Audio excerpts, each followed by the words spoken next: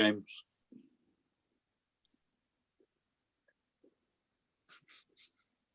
We're live now, Chair. Okay, thank you. Well, welcome councillors and viewers to this meeting of the Community and Environment Committee.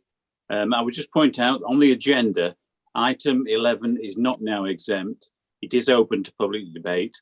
The complainant has agreed to that. So first of all, Angela, can you give us the apologies, please? Councillor Pawley and Councillor Slack substituting. Thank you. Would you like to do the roll call now, Angela? Yes, Councillor Butler. Yeah, here. Bull.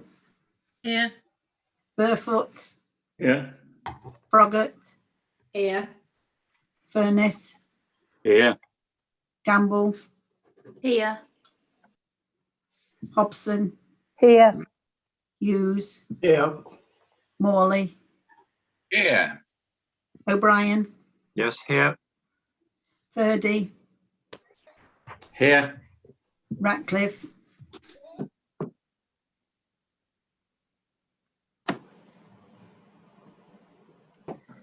Councillor Ratcliffe.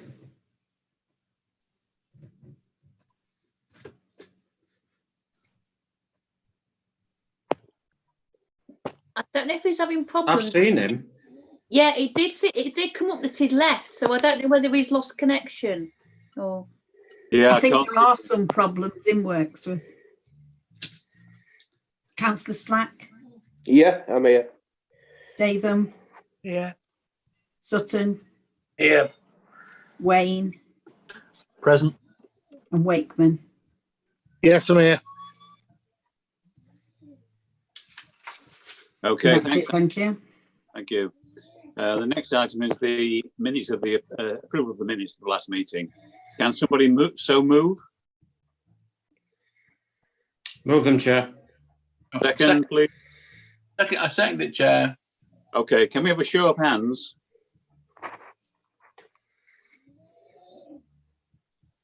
Is that okay, Angela? Angela, got majority there? There is a majority, Thank you. Chair. Thank you. The next item is public participation. Mr. Peter Doherty has sent an email. Is that going to be shown on screen? Yeah, there it is.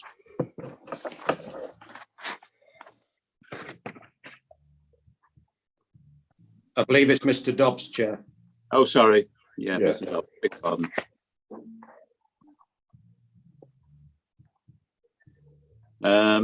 Okay. The next item is interest. Does any member have any interest to declare in the agenda or other interests? Chair, could we have an answer to the question? Oh, yes, okay.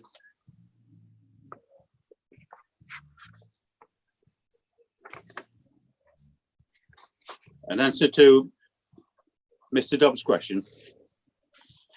Yes.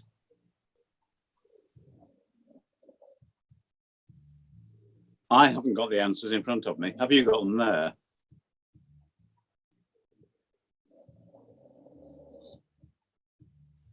James? You muted. Bear with me, Chair. I'll find the answer. Bear with me.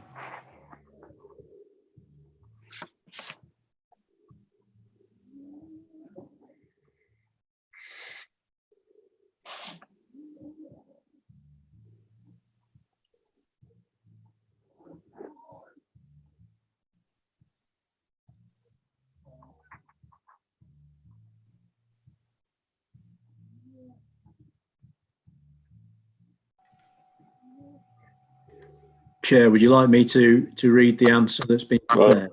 Yes, please. I haven't got it here. So there are a number of questions from Mr. Dobbs.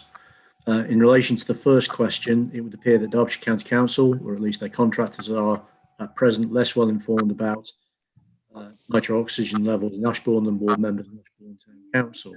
In relation to question 2, communicating air pollution information solely via the annual status report means that by default some information is always at least 18 months out of date and can give rise to misleading conclusions, as we've seen in the ACON report. I welcome the new locations. Point of order. Sorry, you're very distorted. I can't hear, and the answers are coming too quickly. I can't. Could you speak? Yes, I agree. Yeah. Apologies, my internet connection might not be very good, so I will. Would you be able to put up the answers on the screen then, so we can read them as you talk? Bear with me. I'm not sure I have the hosting rights. Apologies, I've joined the meeting late.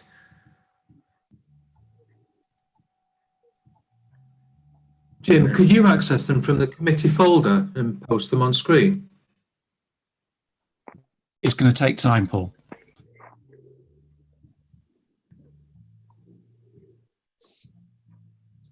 Okay, members, you should now be able to see the questions and answers. So I'll start again in relation to question 1. It would appear that Derbyshire County Council, or at least their contractors, are at present less well informed about NOx levels in Ashbourne than board members and Ashbourne Council. Question 2, are Derbyshire County Council directly updated about nitrogen oxygen levels, and when, and if so, when was the last data set provided to the County Council? In response, communicating air pollution information solely via the annual status report means that by default, some information is always at least 18 months out of date and can give rise to I welcome the new locations of some of Ashbourne's NOx sample tubes. However, using the present reporting protocol, it will not be until at least June 2022 that this data will be released in an ASR. Question 3, would it be possible to make air pollution data that the public have paid for available to the public in a timely manner, perhaps by publishing the raw data? Response, in this way, those who care about the consequences of air pollution on health can make informed choices. It will require significant cooperation between the County Council and District Council, as well as other stakeholders, in order to address the problems described in the resolution passed at the last Community and Environment meeting. That the District Council advises Derbyshire County Council that it considers that in order to improve traffic and environmental conditions within Ashbourne Town Centre in the short to medium term, mitigation measures should be implemented immediately, especially to address heavy goods. Question 4, what steps have been taken by the Council to set up meetings for such a group of stakeholders to enable such cooperation?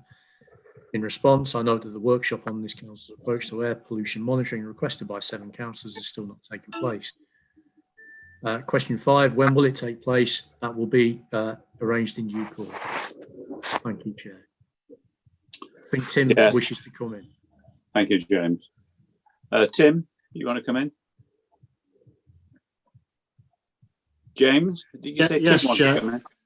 Chair, I think that the version that's saved there is a version of Mr. Dobbs's questions rather than the answers that were given. I'm the person who drafted the answers, and I have a copy here, which I can read out for the sake of fullness. Yeah, that would be helpful. Thank you. So the answer to question 1, which was about whether we were aware that the County Council had used 2018 data in their traffic options report, was that Derbyshire District Council was not aware that 2018 data was being used in the Ashbourne traffic options report. Scrolling down.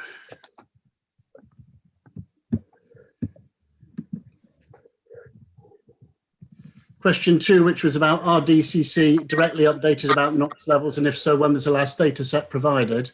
The answer would be that Derbyshire County Council and Derbyshire Dales District Council are both members of the Derbyshire Air Quality Network and attend quarterly meetings. Local air quality reports are given at each meeting, and Derbyshire County Council have been regularly updated about issues in Ashbourne. Our officers are currently working with Derbyshire County Council on the detailed assessment for Buxton Road, and will be working with them to devise an action plan if an air quality management area is declared. County-wide air quality information is shared with Derbyshire County Council's Health Protection Board on an annual basis, including the information that's gathered by Derbyshire Dales District Council. This information was last submitted for the Health Protection Board meeting that was due in January 2021, but that meeting was subsequently postponed. Nevertheless, the County Council have had the information. Question 3 was about would it be possible to make air quality data available to the public in a more timely manner? And the answer we're giving to that is that air quality data is currently available on request at any time to anyone. In addition, data is provided to a range of interested parties in Ashbourne on a monthly basis, and the most recent information was sent today, funnily enough. We are working to develop a web page on which monthly figures can be published and have obtained advice from the local air quality management help desk on how this should be undertaken, bearing in mind that raw data is uncorrected and may differ from that later published in the annual report. Question 4 was about what steps have been taken by the council to set up meetings for a group of stakeholders. And this is obviously, in our case, it's about air quality rather than about bypass. So in terms of air quality, our officers are already working with Derbyshire County Council as part of the detailed assessment, and will work with them on an action plan should an air quality management area be declared. We have also offered to work with Ashbourne Town Team to inform any action plan that might need to be developed. Question 5 is about an air pollution workshop for members, and asks when will that take place. Officers believe it will be most timely and appropriate to hold this workshop once the outcomes from the detailed assessment become clear. At the moment, our consultants are working with Derbyshire County Council on obtaining updated traffic figures so that the detailed assessment is as accurate as possible. We are expecting this work to be completed in the next few weeks, after which we'll happily organise a workshop. I hope that clears it up, Chair. Sorry about that. Yeah, thanks very much, Tim. That's helpful. Chair, can I just ask, please? Sorry to interrupt. Yeah, that's okay. Could I please ask Mr. Braun to send certainly myself and any other councillors a copy of those answers, because he too was breaking a bit and distorted. Thank you very much. I've got a document with the responses on, and it will be circulated. I thought it had been circulated earlier, but it'll be published tomorrow as well. Thank you very much. Yeah, thanks very much. Interest. James, have we covered interest already? No, Chair, you haven't. No, okay. Any interest to declare from members on the agenda or other items? No, doesn't declare. Okay, the next item is a questions from members. We've got one from Councillor O'Brien. Will the question be put on screen? I will provide a response to this. Okay, the response is, as members are aware, the District Council is currently reviewing the current Public Spaces Protection Orders, PSPOs, as they are due to expire on the 31st of October 2021. Before the Council consider the introduction of a PSPO, they need to obtain evidence of an issue before progressing to the consultation stage of the process. As agreed at the Extraordinary Council meeting held on the 3rd of September 2020, officers from the District Council, Derbyshire Constabulary and the Derbyshire Fire and Rescue Service have reviewed the data in recent years relating to all of the offences covered by the current PSPO, including the prohibition of fires and barbecues. On the 26th of January 2021, officers from the District Council, Derbyshire Constabulary, Inspector Troop, and Derbyshire Fire and Rescue Service, Josh Charlesworth from the Risk Reduction Team, met with members to provide information on the findings of the review. Members were advised by both the Derbyshire Constabulary and the Derbyshire Fire and Rescue Service that there was no clear evidence at this time to justify a PSPO to prohibit fires and barbecues. Derbyshire Dales had a very low number of reports of deliberate and/or accidental fires, with 7 reports received in the last 5 years in the Peak District National Park. Specifically Stanton Moor. When the crew arrived to 3 of those reports, they were unable to locate a fire. This is a different scenario to the one in High Peak, where Derbyshire Constabulary had received reports of 95 incidents, including barbecues, from across the High Peak between the 1st of April 2020 and the 4th of September 2020. At least 10 incidents involved the use of disposable barbecues. Figures provided by Derbyshire Fire and Rescue Service show they attended 25 heathland/moorland fires in the High Peak between the 21st of March and the 23rd of August 2020. Whilst public consultation on the PSPOs will take place, members should be reminded that any introduction of such inclusions must be evidence-based. Councillor O'Brien, do you have a supplementary?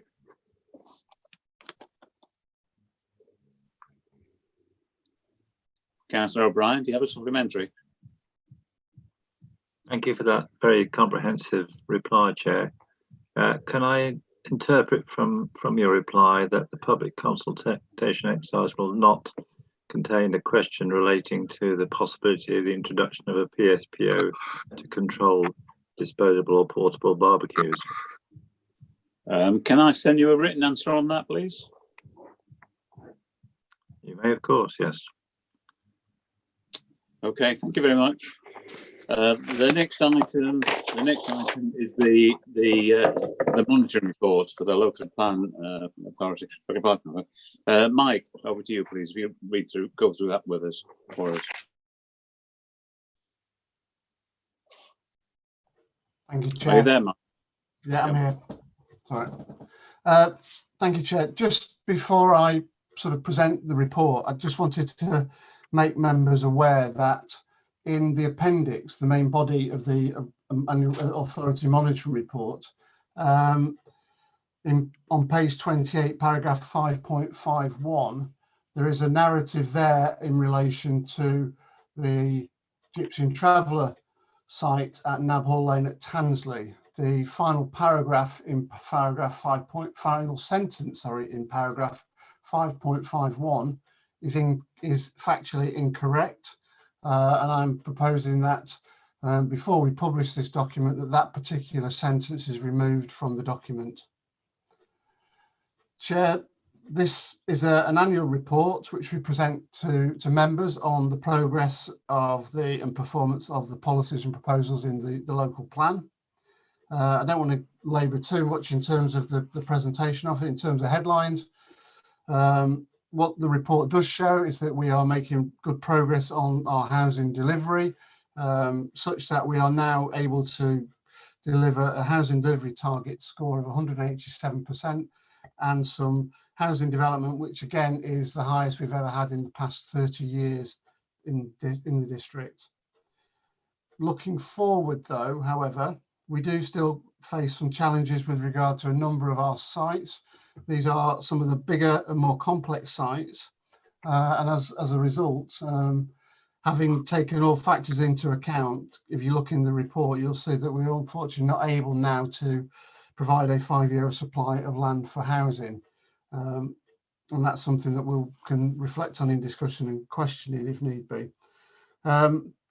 We still continue to do well on the delivery of affordable housing, but unfortunately, employment is still slow. It always is slow, but the horizon is pretty good in terms of the potential for future employment land, particularly with the Ashbourne Airfield extension coming on stream and the potential for another 8 hectares there in the not too foreseeable future. There are lots of other aspects of what we're doing in relation to plan performance and plan delivery in the report itself, but I'm happy to answer any questions. Any questions, please? I can't see anybody showing at the moment. Have you got anybody, James? Can you see? Oh, yes, you've got loads of hands up. Councillor Hughes. Thank you, Chair. Just one, thank you, Mike, for changing the sentence about working under the Gypsy and Travellers site.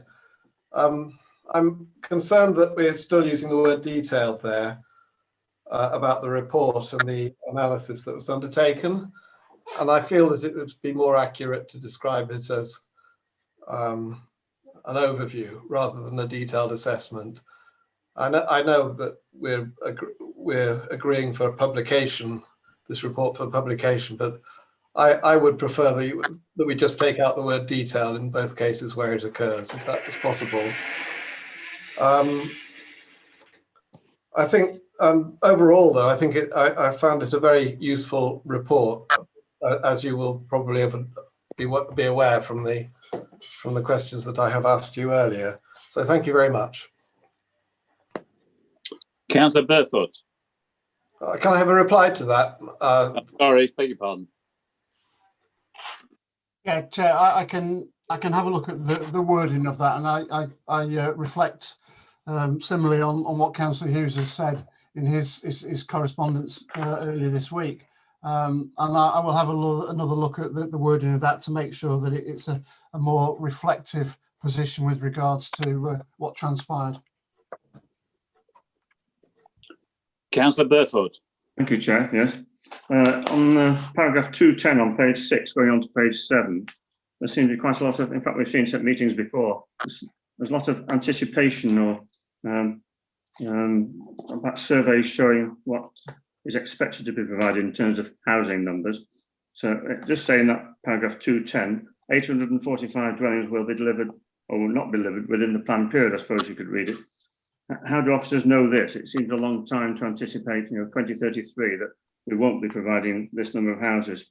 And is it not really dependent on market forces? Because we've no idea how fast developers are going to be progressing sites, because it then goes on to say that core decor is going to be progressed faster than anticipated. But it's not the fact that Corda doesn't include any affordable housing whatsoever, make it totally dependent on sales, so that to people who want to buy these presently very expensive houses. Whereas social housing, of course, tends to be let to tenants fairly quickly, and probably all at the same time, especially those on exception sites. So going on to ask a further question, what are the likely impact predicted or anticipated, using that word again, of additional sites, for instance, Causeway Lane in Matlock, and the still unknown YMCA NCHA site in Matlock, which is probably, I guess, at John Hadfield House, the tarmac-owned property in Dale Road in Matlock. Is it also a problem of developers sitting on land while with approval even before planning permission has been granted or even applications being made? And how much do officers think that the current recession and pandemic is having an effect on the development of sites at the moment? Thank you. Right, yeah, I'll try to answer those points in order. In terms of the sort of anticipation of future numbers, what we normally do is we would normally have a discussion with all of the major sites that are allocated, and the landowners and their developers and their agents. We'll have a discussion with them on a sort of regular basis to gauge what their anticipated development rates are likely to be coming forward. Clearly, some sites are likely to come forward in the short term, and some sites are likely to come forward in the longer term. Some of the sites that we're anticipating coming forward in the longer term, haven't yet necessarily got the requisite planning permissions in place. We know there are complexities around ground conditions and the like. So, some of it's not necessarily a scientific process that we go through. It's one that we look at on an annual basis to try and estimate and understand where we think we will be based upon all the evidence that we have from the discussions with the landowners, with the developers, and our general intelligence of where the sites are likely to go going forward. And that does mean that on a year-by-year basis, the circumstances change. So in 1 year, we might make an assessment that a particular site is included within the 5-year supply. And then the following year, for example, circumstances might say that to us that actually we don't and shouldn't include that within the 5-year supply. The one thing that I will say is that not last year, 2 years ago, the government introduced a benchmark for us as a planning authority to assess sites against, and that was the definition of deliverable. And within that, they raised the bar quite considerably, such that we have to now, as an authority, the onus is on us as an authority to prove that we have the evidence to be able to support what we put in our 5-year supply in terms of the sites that we choose. Now, there are some particular sites where they could well be seen as marginal, but John and myself have both been through an exercise on appeal where barristers will haul us over the coals on a site-by-site basis, and the approach and recommendation that we're giving to you in our assessment of this is very much the precautionary principle, that sites that we don't think are developable because they may well be marginal on the evidence and the like shouldn't necessarily be included within that calculation. It safeguards us potentially in the longer term from any future costs if we use unreasonable assumptions in relation to those sites. So that's why, for example, Corder is now included in an earlier phasing process rather than what it has been done in previous years of much further down the line. In terms of sites that might come forward, this particular 5-year supply calculation is done on the 1st of April 2020. It doesn't take account of any change of circumstances that arise or any new applications that may arise in the period thereafter. If sites do change as a consequence of different circumstances or new applications coming on new sites, they will follow through where planning permission is granted either the year afterwards or even potentially the year after that. And then they will contribute to the 5-year supply calculation at that particular point in time. So things like the site at Causeway Lane and anything that might happen at the sites that Councillor Burfoot mentioned may well come forward in future calculations. Councillor Ratcliffe.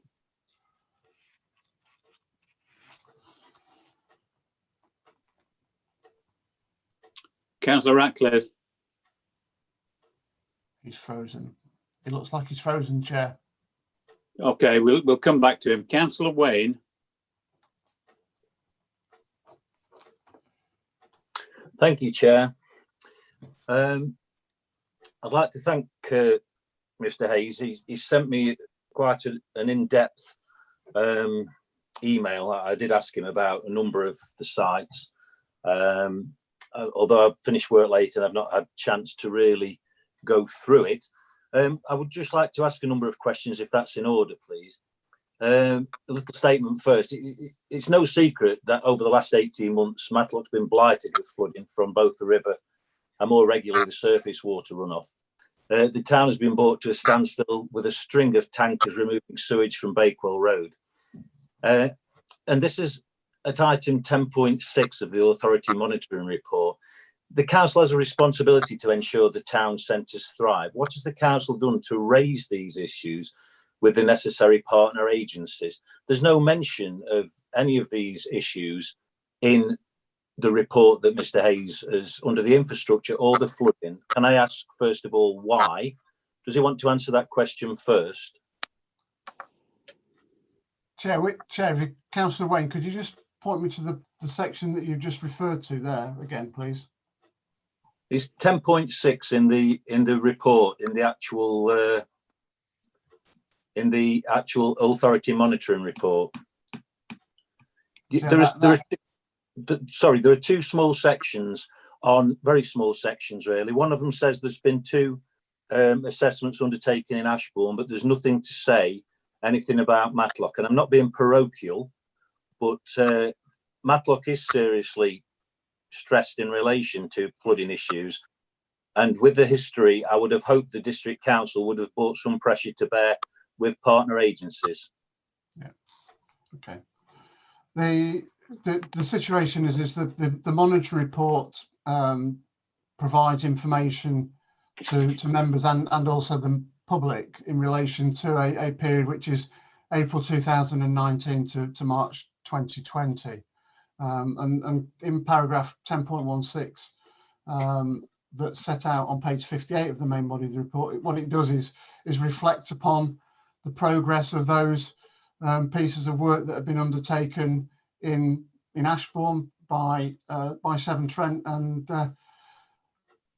where and if there have been progress on particular projects, because it's reflecting on factual information in relation to Matlock, then those would have been included within the report.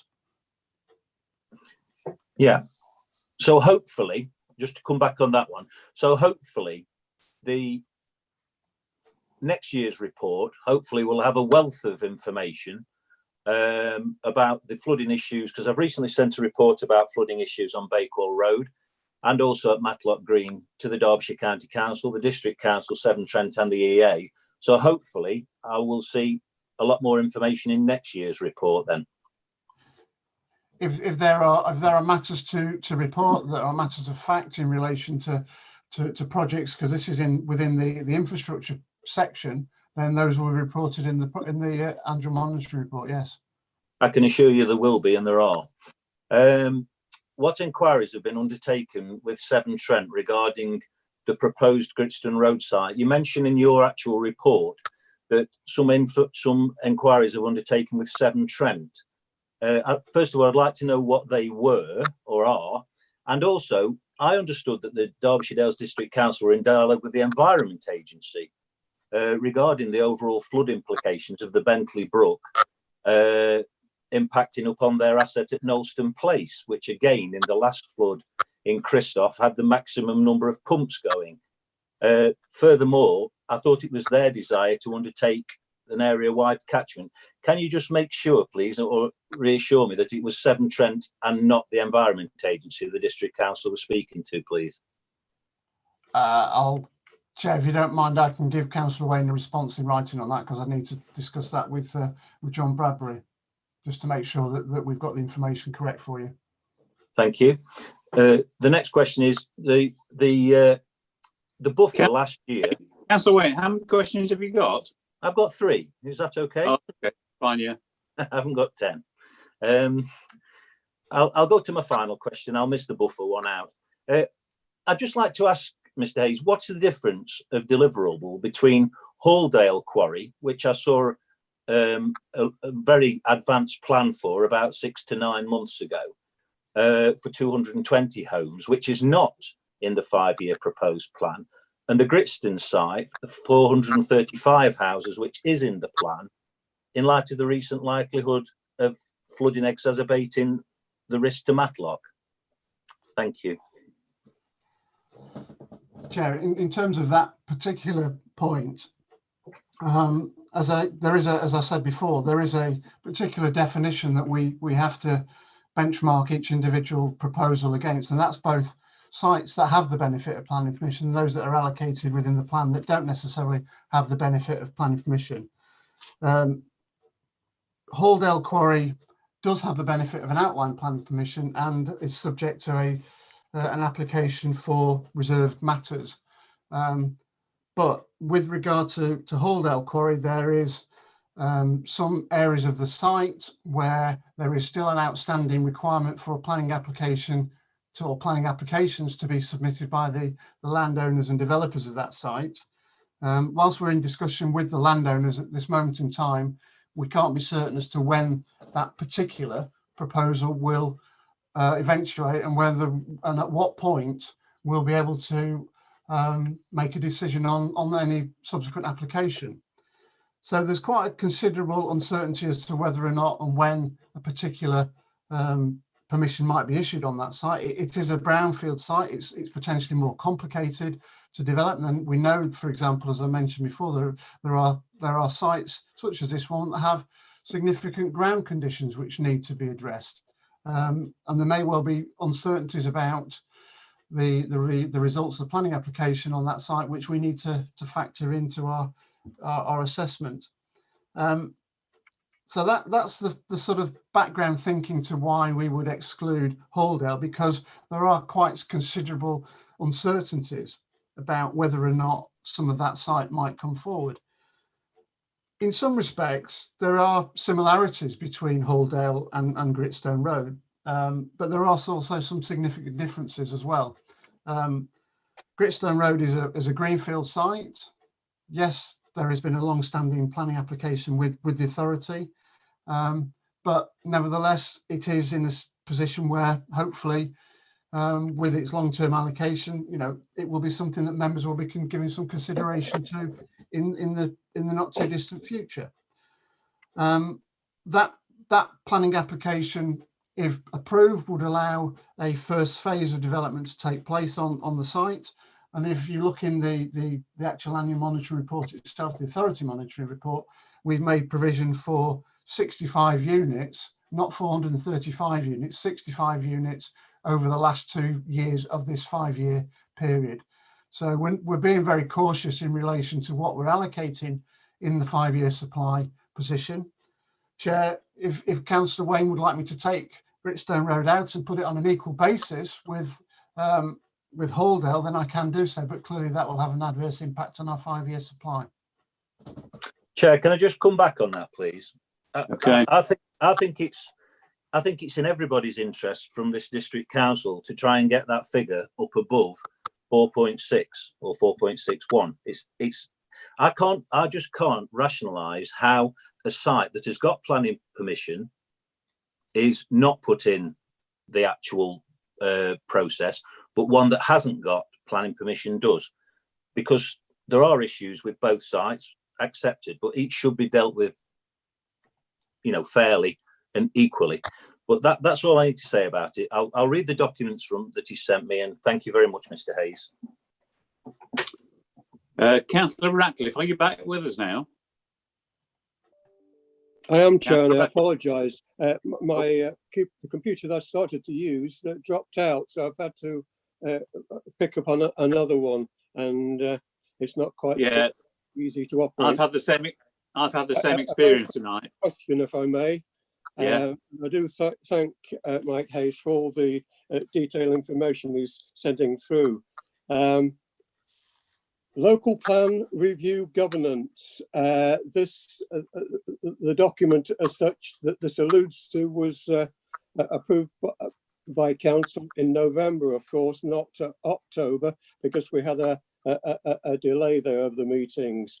But I wanted to ask Mike if he is already putting in place discussions and considerations to produce a draft timetable for the members' local plan working group and indeed the workshops, because I would certainly appreciate early notice of the working plan group.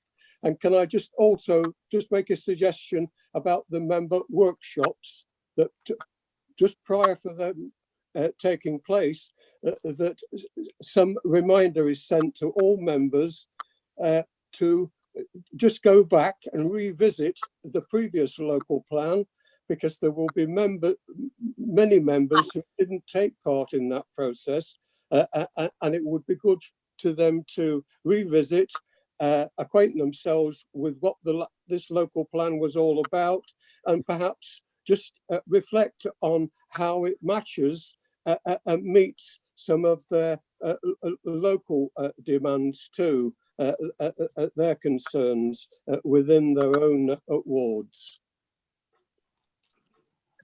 Yeah, thank you, Chair. That's a very timely question, Councillor Ratcliffe, and it's one that I'm giving some consideration to over the course of the next week or so. What I'm proposing to do is that we have an officer place shaping hub on the 1st of March.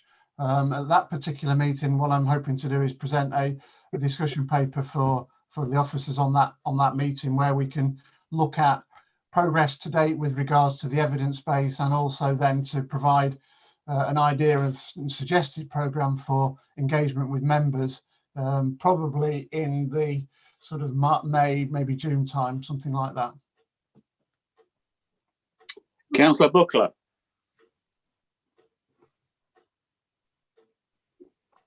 No, my hand's not up. Oh, it was. Councillor O'Brien.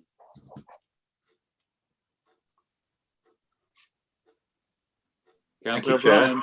Thank you, Chair. A couple of questions. But I preface them by saying I found the report both interesting and encouraging, and I think it shows that we should have a fair measure of confidence that the local plan is being successful.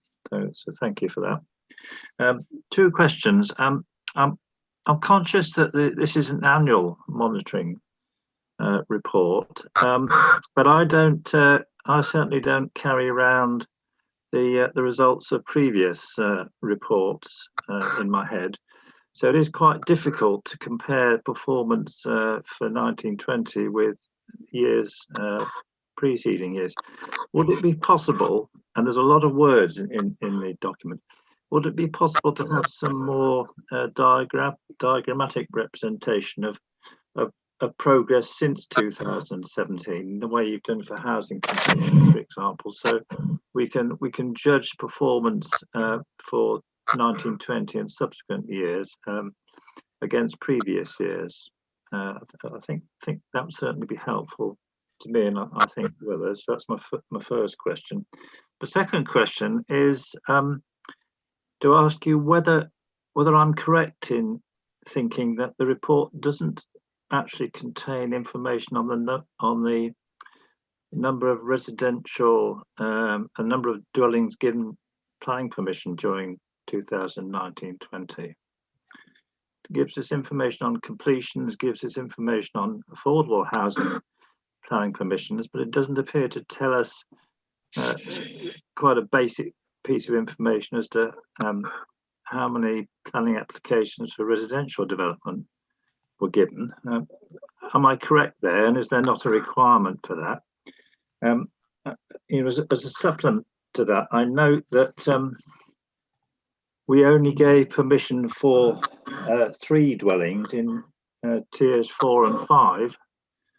And if my interpretation is right, that represents 24% of residential development which was granted planning permission. So that tells me that we didn't, if 3 is 24%, 76% is not going to be very many.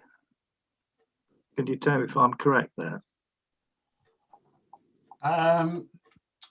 Chair, the answer to the first question in relation to preceding years is that I will have some discussions with my team as to whether or not we feel that we can make any necessary adjustments to the reporting style itself. We are honour bound to deliver on what the requirements of the regulations are in terms of the content of the AMR, plus also what we have set out as our indicators within the local plan itself. My local plan is just behind me. Without sort of stretching over into picking it up and looking through all the indicators, Councillor O'Brien, I can't recall whether or not we've actually said within the local plan itself whether or not actually the number of planning permissions we issue for residential development in each year is one of our indicators. So I can give you a written response on that particular bit, and also reflect with the team on the sort of content and the presentation of the document for future years. In terms of future preceding reports, they are all on our website. There is a range of the documents, I think, going back probably for 10 years or more on our website, on the authority monitoring page on our website. But I will get back to you in terms of that number of permissions that we granted for residential development in 1920. Can you just tell me, Mike, that looking at the report itself on pages 10 and 11, am I correct in that it says there were 3 in tiers 4 and 5, and that represents 24% of residential development, which is on page 10? Am I reading that correctly?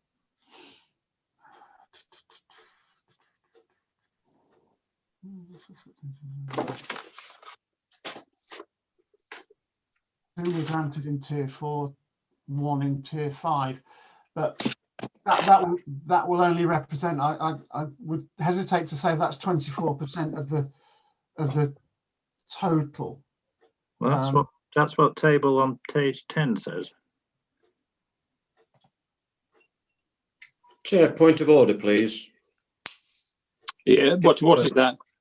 I feel we're getting into forensic detail here, and I think it would be beneficial for the officer if he could say he'll give written replies, because otherwise we're going to be here all night.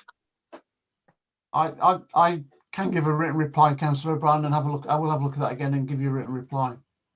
I'll support the officer with that one, because I've got a copy of the local plan here, and I've just checked that the information that was requested is actually there. So if you need a spare copy, I've got one. Thank you, Chair. Councillor Slyke. Councillor Slyke. Thank you, Chair. Thank you, Mike, for a really great, comprehensive report. I had 2 questions, but one's been answered. But my other question is, this virus pandemic has really ravaged the country's economy, and we're now starting to see unemployment rising, and the old estimates that employment's going to rise severely over the next few years.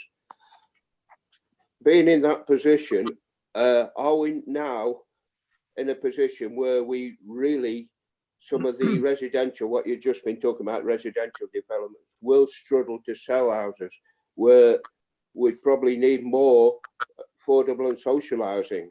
So, Mike, are we in a position to switch over in the next few years if we find this this happening, which all indicators point to will happen?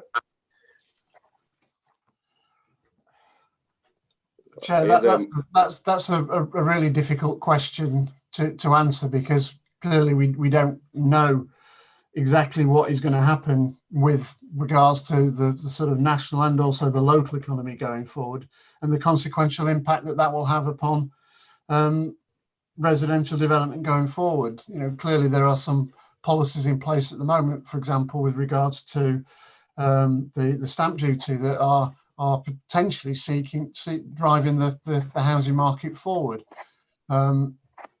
A change in approach to that, for example, and continuation of the stamp duty holiday beyond the date on which it has been announced, may well continue to drive residential developments going forward.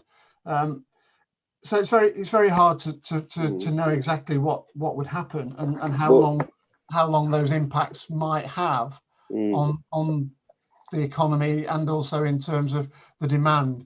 What we need to be making sure of is that we are, as a planning authority, we are planning to take account of future growth, because there is a difference between the market demand for housing and the actual need.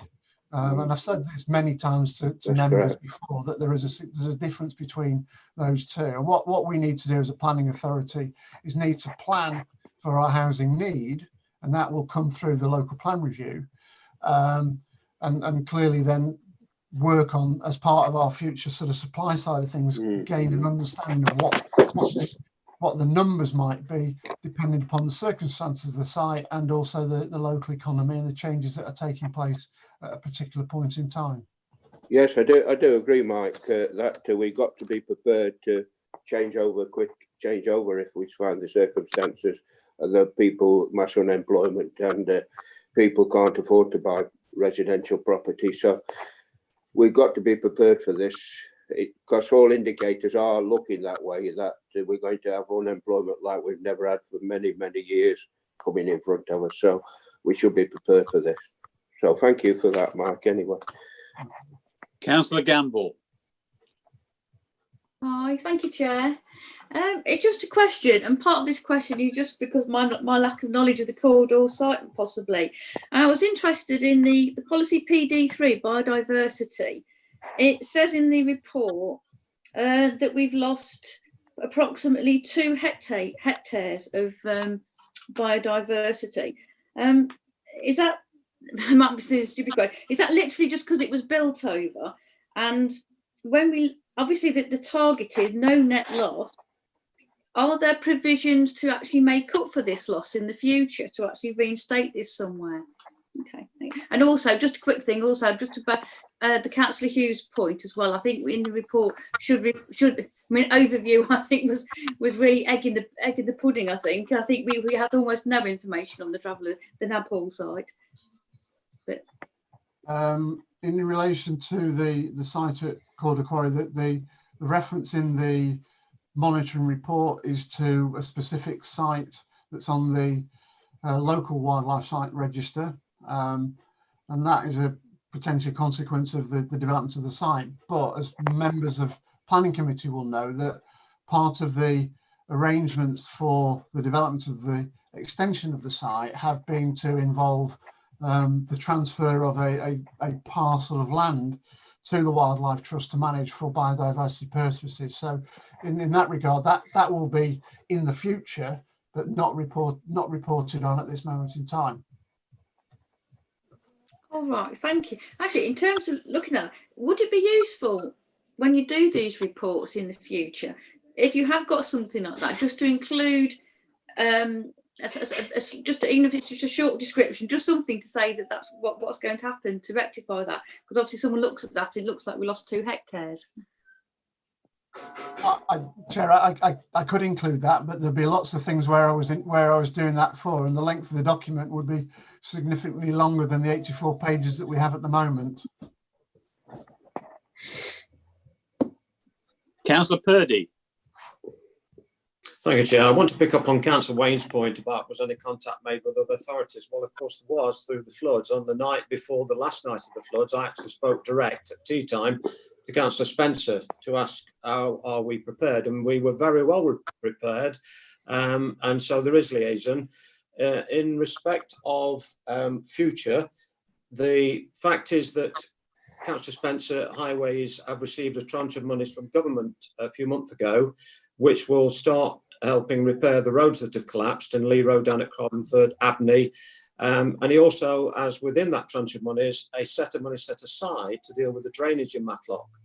From an overall perspective, we're also working very closely with all the local authorities in Derbyshire on an overview plan with specific councillor leaders tying up with the chief executive and tying up with an officer on different projects. And so there are two projects pertinent to these two reports tonight. One is that Councillor Emma Williams is leading on the overall climate change strategy, and I'm leading with David Arnold and the Chief Executive of Amber Valley, Julian Townsend, on the specific task of climate change in relation to planning policy. So there's much activity out there, Councillor Wayne, and lots of the questions that you keep asking are being answered and are constantly answered. I'm sure we'll all come to a greater understanding on this. In relation to what Councillor Black has just said, there's actually a counter argument to that, Councillor Slack. On the latest local engagement board, there's lots of predictions from officers that post-pandemic, there's actually going to be a spend boom because people are so ready to get out there and spend. So one hopes that that will happen and we can give a bit more hope for the future. Are you moving this, Councillor? Councillor Purdy? Certainly can if you wish, Chair. I would say, therefore, that I think this is an excellent report, Mike. Thanks very much. I'm not concerned about the lack of 5 year. We've been in and out of this over the years, going back to when we first lost the local plan. So it is a snapshot in time, and I think members have to be, cognizant to that. And next week it could change, for example.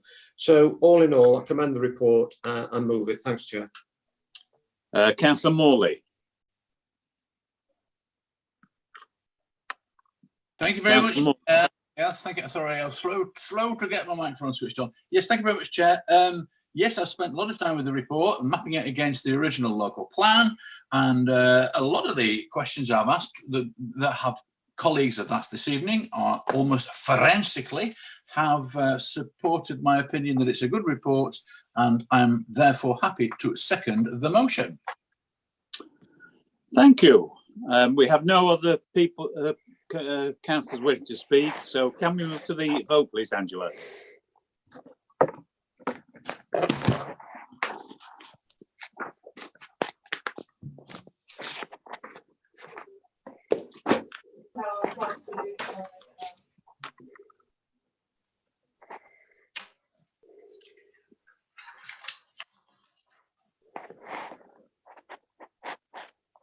Are you there, Angela? Yes. Can you not hear me? And now? Right, Councillor Butler? 4. Councillor Bull? 4. Burfoot? 4. Froggatt? 4. Furness? 4. Gamble?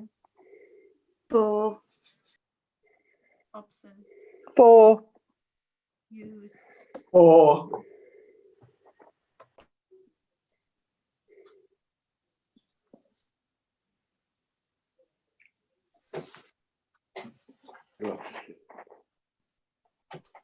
You've gone quiet, Angela. You've gone quiet again. Councillor Morley? 4. Must have jumped a few. Quite a few missing, Chair. Yeah. Chair, I think Angela's missed a few. Angela, would you like to start again? Right. Councillor Butler? 4. Bull? 4. Burfoot. 4. Froggatt. 4. Furness. 4. Gamble. 4. Hobson. 4. Hughes. 4. Morley. 4. Ryan. 4. Birdie. 4. Ratcliffe. 4. Slack. 4. Sutton. 4.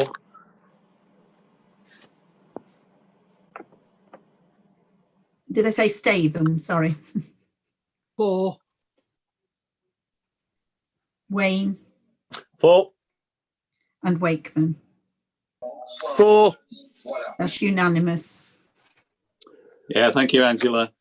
Okay, we'll move on to the next item. Item 7 is the draft climate change document. Mike, would you like to talk us through that first, please? Yeah, thank you, Chair. This is a piece of work which has been ongoing effectively since the day that the authority declared a climate change emergency and resolved that it wanted to look at doing something to address the planning policy aspects of the work that we do, so that we can provide some sort of guidance and advice on addressing climate change as part of development proposals. So what we set out in the report is that last August we commissioned land use consultants to undertake this particular piece of work for us. They have been working on this over the course of the last 4 months of last year and the first month of this year. There've been a number of different versions of this particular document, and what we've got now is what we think as officers is one which was suitable for consultation, and what we're seeking is for member endorsement to go out to consultation for a period of 6 weeks, starting on Friday. If we start this on Friday, then we can run that through to the 26th of March, and then report back as necessary and get the SPD adopted by the June deadline and timescales that we set out within the corporate plan. Councillor Hughes. Councillor Hughes, do you want to ask a question?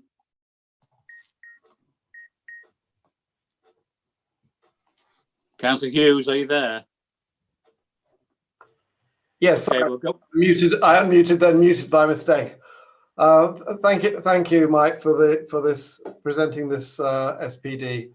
The overall question I have, and it is one about its relationship to the new local plan. So, in the present local plan, the many of the climate change issues obligations are considered to be advisory. So, it would be preferred that an applicant does something about climate change, but it's not a requirement. In the new local plan, can we introduce action under the climate change as a requirement, and then will this SPD become will the actions in this SPD then become requirements rather than advisory?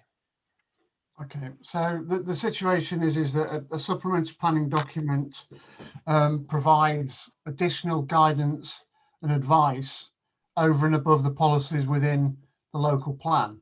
So it's there to complement, and that's why the term is supplementary. It's complementary and supplementary to what we have in the plan. So what we've sought to do with the consultants in this particular instance is to try and produce a document which provides a little bit more of sort of amplification of what we'd like to see and how developers can go about delivering improvements to their developments to ensure that they are addressing the policy requirements within the plan, and also to ensure that they are improving the overall quality of their developments themselves. So that's the sort of background. The SPD can't in itself be policy. And we've been very careful with the consultants to make sure that the language that is used within the document isn't seen and can't be seen to be policy. If it becomes policy that hasn't been subject to any public consultation, public engagement and public scrutiny through an examination, for example, then it could potentially be subject to challenge. So it is essentially a document which sits alongside the existing plan.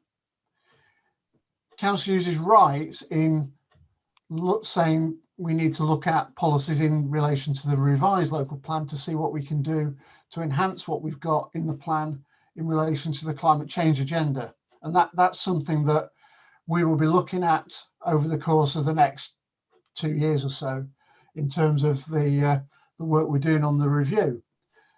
Once we get to a point where we have policies in place which we feel are sufficiently robust in terms of the climate change agenda and reflect upon best practice at the time, effectively that policy will supersede what's in the local plan we have at the moment. And unless we make changes to the supplementary planning document itself, that supplementary planning document will fall because it will only be reflective of the policies that we have at the moment, not of future policies. What we have done, just by way of sort of background, is that we had a number of supplementary planning documents from the adopted local plan back in 2005. We have, when we adopted this plan in 2007, we rolled them forward, updated them, and maintained their livelihood and usefulness in relation to planning applications. So there is a means and way of rolling forward supplementary planning documents to complement new policy, which is what we've done in the past, and we may well do that again in the future. Councillor Buckler.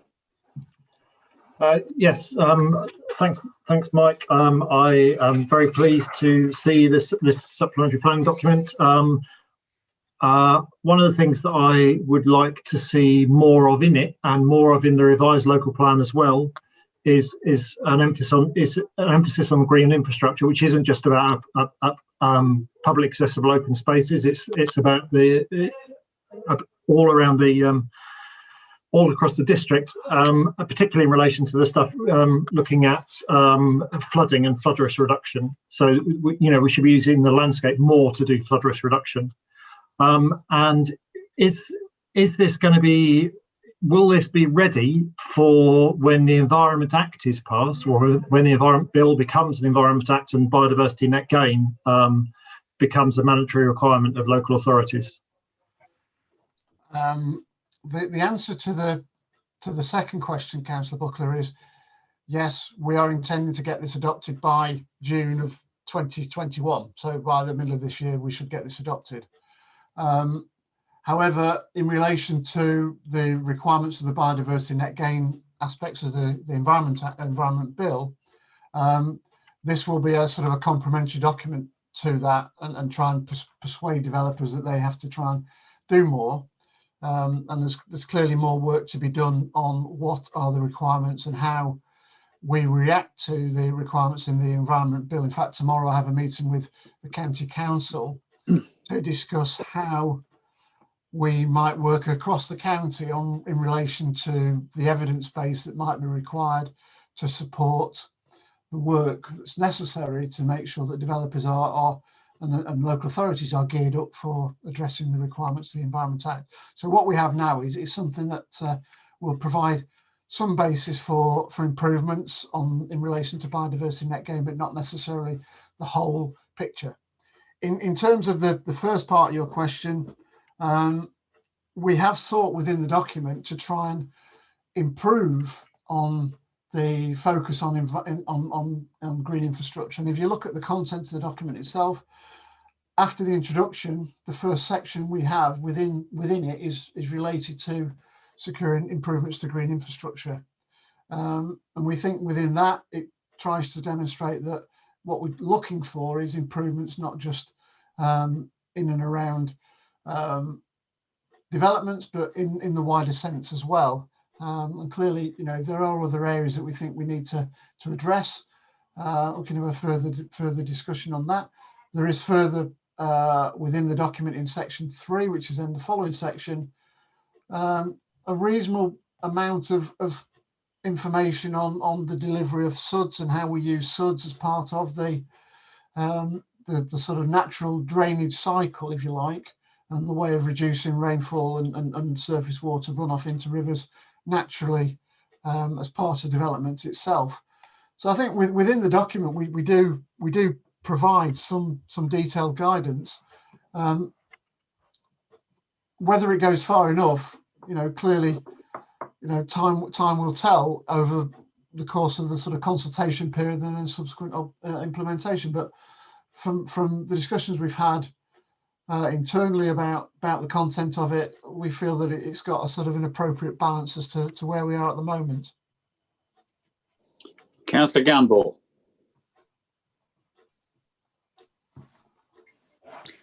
Hi, thank you for that, Mike. Very some interesting questions, and I forgive me if I'm going over old ground, and are we saying so we pass this document? So when this goes through to the reviewed local plan, will this be still a supplementary document, i.e. advisory, or will the information be assimilated into the local plan, therefore become policy? Because I was just looking at it and thinking, the other thing that we need to do with this is make it policy. We need some sort of something to mandate people to do this. It's all very nice. It's got some nice glossy pictures and some lovely ideas. And I'm sure someone who came to a development and wanted to make a green development would have come up with some nice ideas, but there's nothing actually mandating them to do with it. And obviously, well, some developers may have that high on their agenda. Other developers may have making the most money out of every square acre. So if you can explain a little bit more about how that will actually end up as something we can actually mandate. Okay. The way in which I see this is that we see this document as a bit of a stepping stone between what we have in the local plan at the moment and what we potentially can see going forward in terms of improving the policies within the plan itself. So that this document, as you say, provides us with an opportunity to look at what we've got, see how effective this becomes as a tool in delivering on development, and then reflecting on the good practice that brings forward in terms of what that might mean for revising and enhancing the policies we've got in the local plan. So it's a sort of stepping stone to moving forward to better policies on climate change within the local plan. And the local policies, clearly have to be policies which are capable of being deliverable and capable of being implemented without necessarily having significant impact upon the deliverability of development. So we've got always to bear that in mind, that if we put too many burdens and barriers in place to development, that might mean development in itself might not take place. So there is a checking mechanism we have to go through with regards to that whole process when we're reviewing the local plan, as to how far some of these requirements might have an impact upon the deliverability and viability of development. Because what we don't want to do and what we can't do is stop development taking place because our standards and our requirements are too high. But there isn't any reason to say that, as I said before, that we can't necessarily roll this forward if we feel elements of it or all of it remains valid once we've reviewed and adopted a new local plan. Councillor Burford. Thank you, Chair. Yes, I have two questions. First of all, I'd like to thank Mike for an excellent report, and I warmly welcome this draft SPD document. It's very impressive in principle, but how can we be confident that its contents and recommendations will be adhered to? We go back to some extent to the previous item. Current developments in Matlock, and I suspect Ashbourne as well, new developments, appear to totally ignore the importance of landscape setting in terms of housing developments, and ignore green infrastructure, which has been mentioned by Councillor Butler in the answers previously. But there is obviously a need for a landscape framework around these developments, and that's not That's apart from the irresponsible use of red brick in Matlock and Halledale, of course, which makes developments stand out even more in the landscape. And if you look at any of these new developments, you see there's a prime opportunity for a landscape framework around them, and that's just not done. I just want to know how we can possibly make sure that is done in terms of pre-application discussions with developers and ensuring that these developments are provided with this green infrastructure, and there's a condition that's then enforced after the houses have been built. The second question is, how on earth can we incentivise the use of solar panels on all new build residential and commercial properties? There must be something. I can't understand why the government isn't bringing forth some mandatory requirements in that respect. It's beyond necessary, really. It's absolutely vital at the moment that that is carried out. So what measures can we take to make sure that is carried out? Thank you. So in terms of the first question, members will be aware that the supplementary planning document includes a checklist at Appendix 1, and what the checklist does is seek to set out what the policy requirements are for the individual aspects of the plan, and then what we've asked within that checklist is for the developers to set out how they, through their development process, have actually addressed the requirements of the policy, and how their developments have seen to address the points that are identified within the SPD itself. So what members will then have in the future is an opportunity to look at that through the reports that we as officers present back to you as planning officers and through the planning committee, to say how well a particular development has addressed the points within the SPD. So effectively are given an opportunity to score them. The higher the score, the more compliant they are with policy, the more compliant they are with the requirements and advice and guidance that is within the supplementary planning document itself. By doing that process and going through that process, members will and should be able to be confident that they are addressing, or developers are addressing, the salient requirements in relation to climate change. The checklist works in reverse as well. It allows officers to use the checklist to assess applications as well, and to say to what extent they feel that those claims that developers make are realistic in relation to the requirements we've got in the policy and the expectations and aspirations we've got in the SPD. So, there is a mechanism there that we've put in place to allow us as officers and you as members to address that particular point as to how well these particular future developments are complying with this particular document. In terms of the second point, it's a very valid point that you make, Councillor Burfoot, in that solar panels are an important fabric of ensuring that a new build development is more energy efficient, and the government is looking to make changes over the course of the next few years in relation to the home energy standards themselves.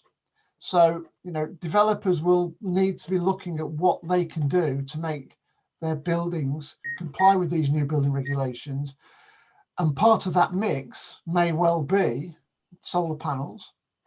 Part of that mix may be other technologies which allow for efficient heating, and within the document itself, it refers to what's come forward on Corder, where there's a reference to the fact that there's no gas boilers on some of the development, and that they're using air source heat pumps to maintain the sort of efficient heating and cooling of a particular building. So there are legislative requirements that the developers will need to address going forward, which we will need to reflect on as appropriate within our policies in the local plan. Councillor Ratcliffe. Thank you, Chair. I think I'll start by saying I'll move that we accept the recommendations of this report, because I think it's a good one. and we really do need to get it in place.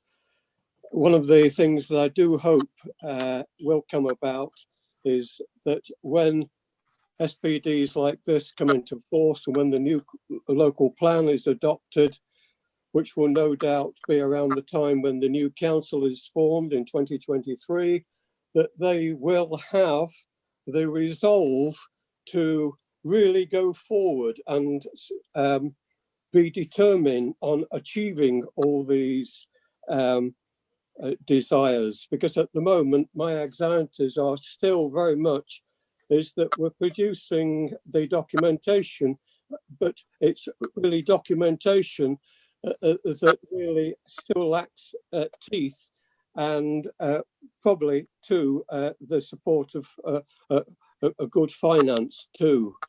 There's no doubt when you speak to independent experts within the field of climate change, they will all tell you that the international and global treaties do make provision for local councils to be more proactive in areas like planning, for example, which I've raised on numerous occasions about why it is that we cannot be, more active in that by bringing about the necessary changes in housing design and renewable energy implementation that has been alluded to by colleagues here this evening. The powers are there. It's just that we somehow feel that we're going to be thrown out of court by somehow being opposed to what is a government policy. But in fact, there are wider powers that would support us. And indeed, I know of a couple of councils in England and Wales that are have already adopted those policies. However, as I say, I think this is a good supplementary policy document. It's been gone through at some length.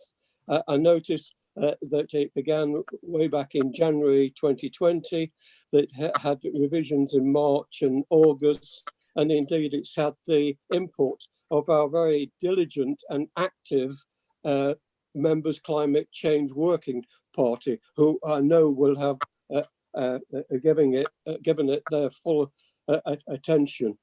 And I have to say, I have every faith in your strategic planning skills too, Mike, at the risk of being a little sycophantic, if you like.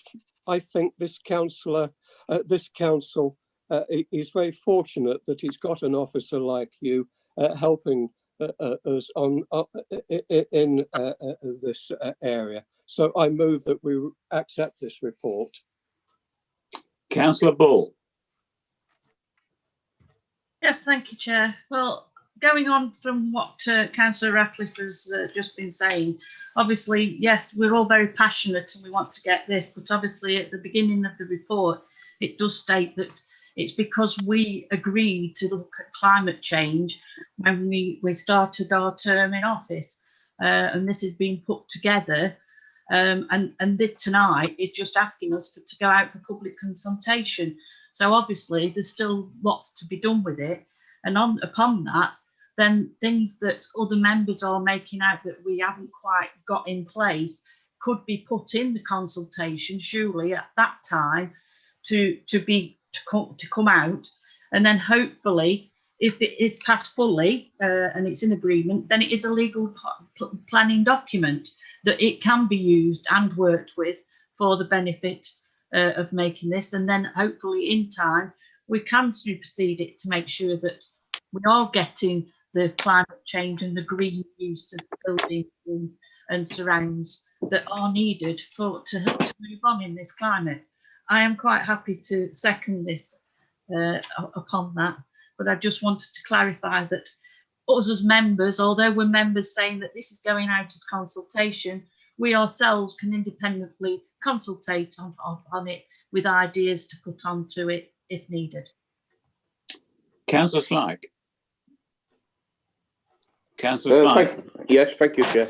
Yes, thank you, Mike. It's a very good document. It's it's a wonderful document, really. But we've spoke a lot about persuasion. It's a great difference between persuasion and facts, what's going to really happen. And I think we could have a stronger teeth, really, and go a bit further. I know the government, we got to work inside government restraints. The planning laws aren't what they should be for solar panels and many wind turbines, opposed to inland turbines and only supporting the coastal turbines. So all this sort of thing, I think we've got to go really further if possible. But it's a good document and I support it, and I'm very pleased that the council, same as Councillor Buller just stated, that we've been unanimous right through with going for it as a unanimous council, and we've really gone for it, and I want this to continue. We all want it to continue, but we don't want to see developers, we're trying to sway developers and they not really some don't take any notice and still put gas boilers in where they shouldn't do, and we see all this sort of thing going on. We should really, rather than persuade, we should really push it forward that there needs to be a big change. But if the government will give us support on that, that'll be wonderful. But yes, I truly support this, Chair, and thank you very much, Mike, for producing this document. Thank you. Councillor Wayne. Thank you, Chair, and thank you very much, Mr. Hayes. It's a very slick report, and and to the team on the climate change group.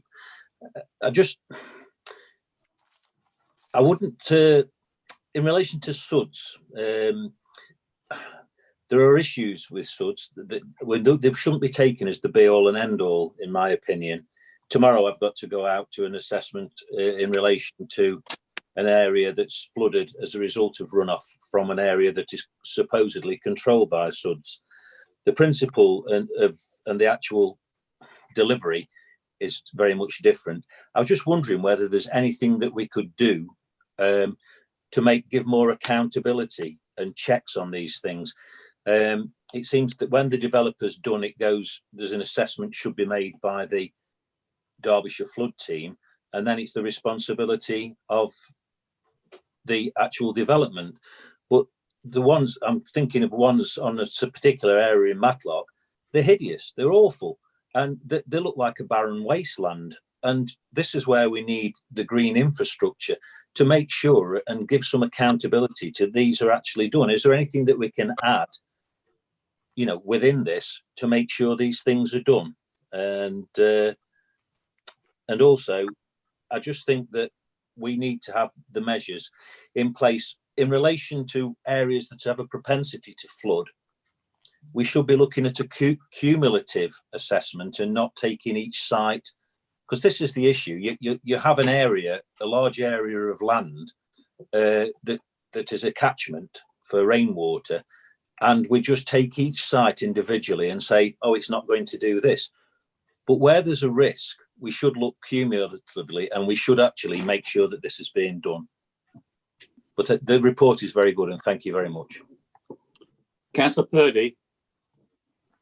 Thank you, Chair. Well, I really welcome this report, obviously, for obvious reasons. Having set this council on the journey of climate change when I became leader, I think this is a really important step. Whilst it's seemingly only gone out for recommendation, it will eventually lead to teeth that members are asking for. And I would remind members again that this is an overarching policy in conjunction with, as Mike said, he's going to a meeting soon that I spoke about earlier, with David Arnold, Director of Planning at Derbyshire County Council, and Julian Townsend, Chief Executive, so that the policies will come out there. And one of the things that David Arnold said in our brief meeting a couple of weeks ago was that we need to ensure there's an overarching policy that makes the building industry, step up to the mark. So I'm sure it will come about. I think there's a balance to this, though. There's a need for getting the building industry and the developers on side. So there's got to be a bit of carrot and stick. But at the back of that as well, we've got to think about building control and make sure that they address issues that should have been addressed in the first place. So if I'm right, I'm thinking, Mike, didn't we employ a consultancy company to review flood issues? Thanks, Chair.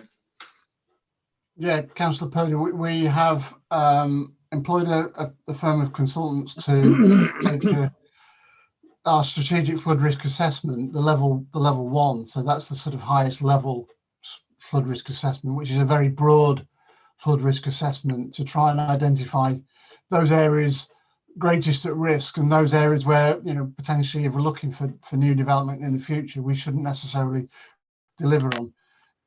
As and when that work emerges, you know, one area that will need to be thought through is to what extent do level 2 and more detailed assessments need to be undertaken so that we can get a much better handle and feel for what the requirements might be on individual sites, so that we can control the runoff of water and avoid the potential for, you know, very fast flooding incidents to occur in the future.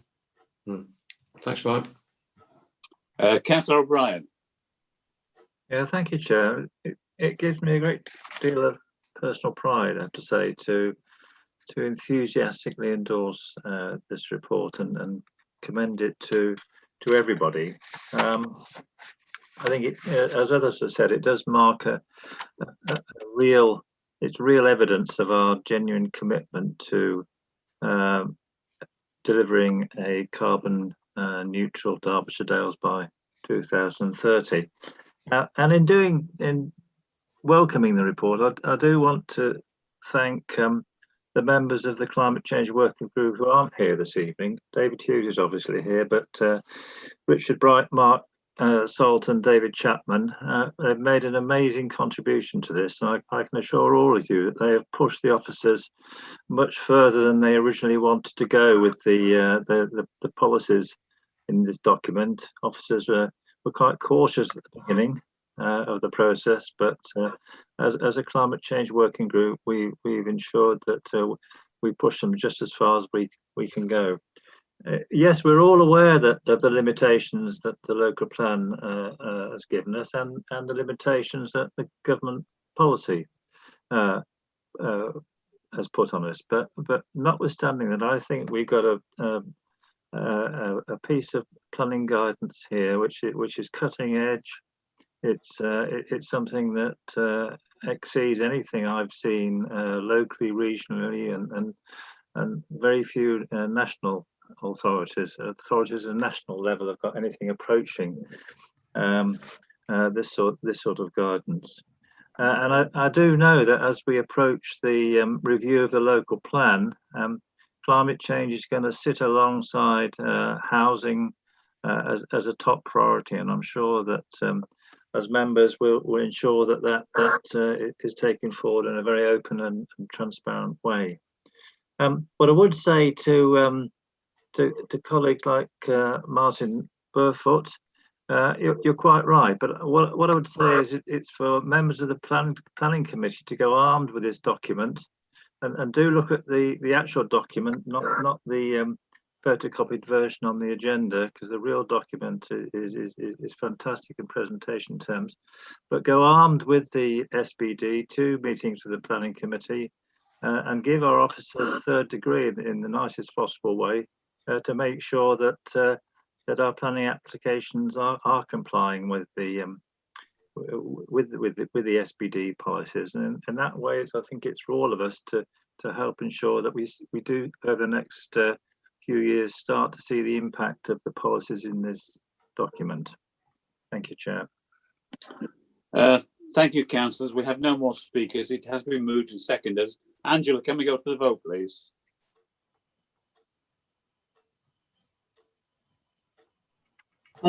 Excuse me, I had my hand up to speak, actually, Chair. Oh, sorry, we've missed you then.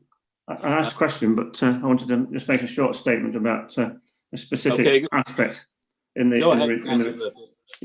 draft SPD. one thing that's mentioned is the importance of walking and connectivity in settlements. Now, in Matlock, and I suspect Ashbourne as well, there are a lot of new developments where there's one particular one in Matlock, where if you move into a property at the bottom end of that development, if you want to go down to the town, rather than drive up out of the estate to go then down again, you'd have to walk probably a quarter, half a mile up a hill to get to the main road to walk down again. So I think both planners and developers seem to constantly ignore the value of connectivity between developments, so that people can get to facilities, they can get to amenities by the shortest possible route, rather than a long deviation around a housing development. So I think that's something which needs to be considered by planners and by, as Councillor Bryan just said, by planning committee members when they look at new developments, particularly the residential developments that are springing up all around this district to satisfy the local plan. So just if that can be borne in mind, thank you. Yeah, thank you, Councillor. Angela, the vote, please. Right, thank you. Councillor Buckley. 4. 4. Chair, I can't hear Angela again. There must be something No, wrong with your... You've gone, Angela. Can you start again, please? Councillor Buckley. 4. Bull. 4. Barefoot. 4. Froggatt. 4. Furness. 4. Gamble. 4. Hobson. 4. Hughes. 4. Morley. 4. O'Brien. 4. Purdy. 4. Ratcliffe. 4. Slack. 4. Statham. 4. Sutton.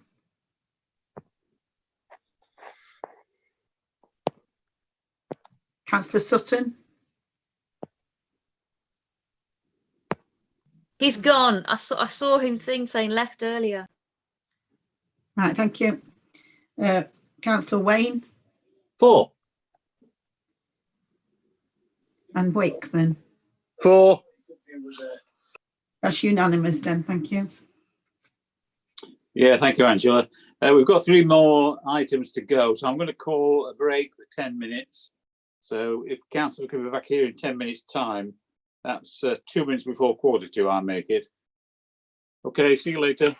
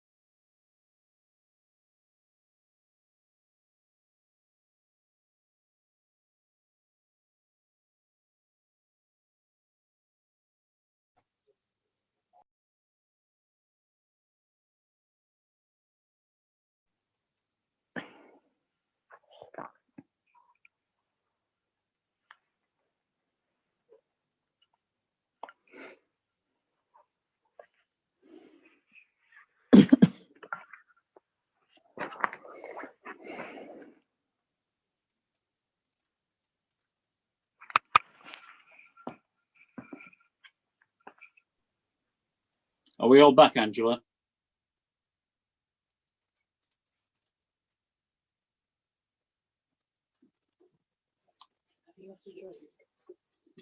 Can you hear me, Angela? Yeah, I'm just checking. I think we're just waiting for Councillors Gamble and Morley, Chair. Yeah. Oh, thanks, James.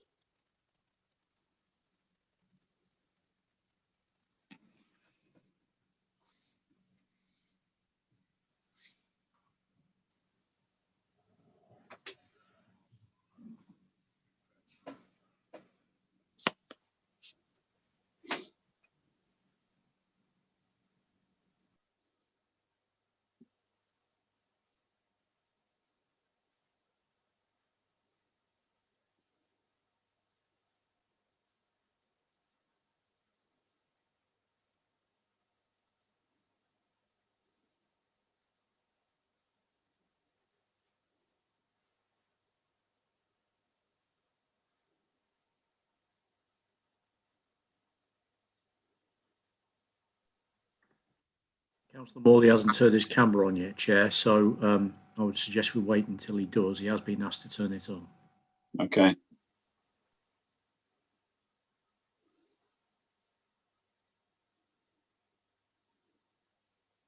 Sorry about that. Fat fingers. Well done, Tony. Are we all back now then, Angela? James? Everyone's present. Are we live? Yeah. Okay, item 8 is the statement of community involvement. Mike, would you like to talk us through this, please?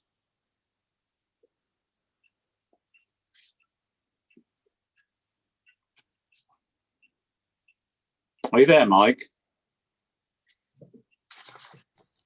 Oh yeah, that would help, wouldn't it? Yeah. So I'll start again. So the report sets out the results of the public consultation exercise that we undertook on the draft statement of community involvement, which members will recall is a document which we have to prepare by law and set out how we're going to address our consultation in relation to the development planning policy and also in relation to planning applications. We had a period of 7 weeks of public consultation from the back end of November through to middle of January. During the public consultation, we received 8 online responses and an additional 11 email responses. By and large, we had support from the statutory agencies. We had 1 or 2 comments, as you'll see in the report and the appendix itself, which were a little bit critical of decisions that the council had made and the approach that the council has taken. In terms of our view on that, our view is as officers is that there is a difference between the decisions that we make and the process that we go through. And the report and the SCI is effectively trying to set out to members of the public how we go about things in relation to the process. If we do the process right, then the decision is clearly going to be influenced by that process, regardless of whether it's one members of the public accept or whether or not they don't accept. So what we set out in the report is there's about 2 or 3 areas for change that we're recommending. And then if we can, Chair, we'd like to adopt that with immediate effect.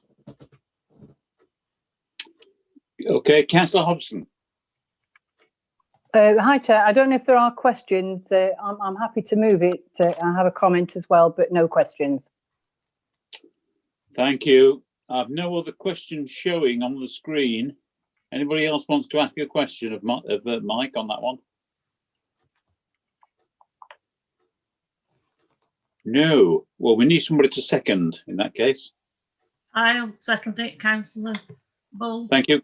Thank you, Councillor Bull. I'd just like to say that obviously the consultation, there wasn't too much feedback, but obviously we have took on board some of the comments and made some of the changes in our new one, and I'm open to it being accepted and put in situ straight away. Thank you, Chair. Councillor Chair, can I just come back, because as I'm going to move it. I was very interested to read the results of the public consultation, but I was going to stress, like Mike, it is about the process.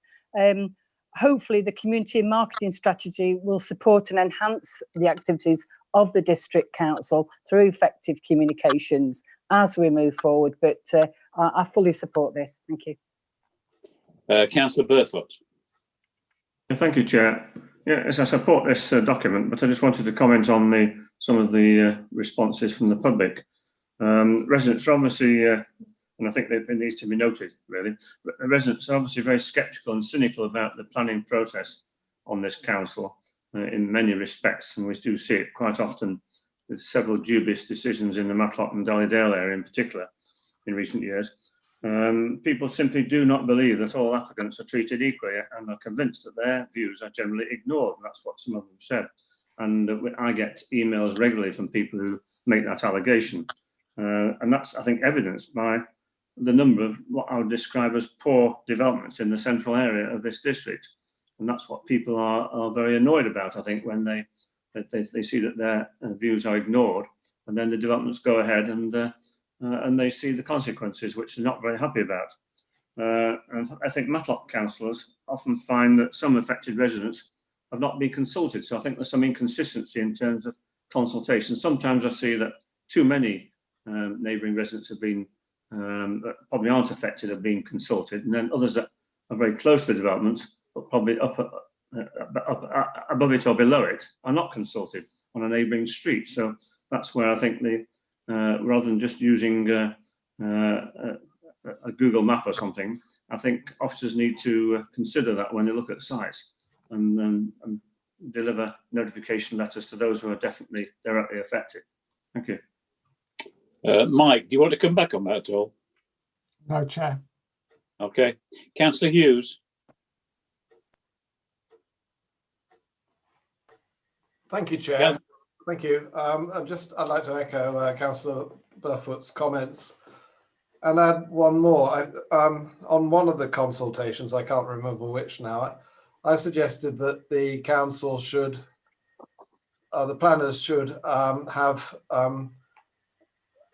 consult, have meetings with residents, local residents, people who might be objecting to developers, as well as to the developers themselves.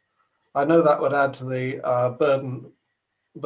time burden on officers, but this could be ameliorated by an increase in the charges placed on the developer for pre-application advice and so on, and submitting a planning application.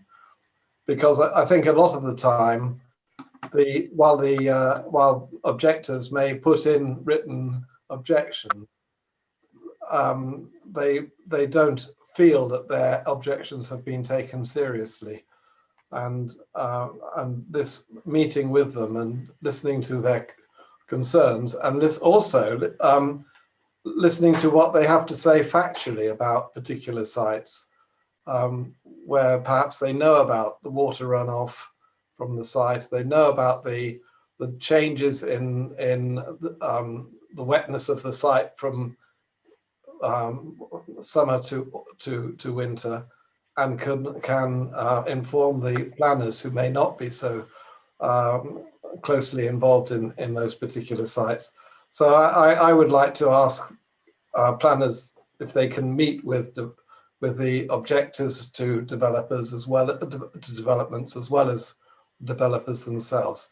And that would provide some form of equality of access to the planners for both sides of the arguments. After all, the planners are supposed to be neutral in this respect, and the provision of pre-application advice seems to push the planners into some sort of collaborative role with the developers, and we need to ensure that that other people have the ear of the planners as well as the developers.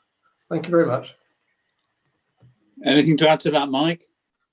No, not really, Chair. I'm just thinking whether or not there's anything that Tim might want to say, but as I said, in terms of the fairness, and I think it was a point that was raised when we considered this item back in November. You know, in my view as a professional officer employed by the authority, there is absolute equality between the access that members of the public get to officers as well as developers.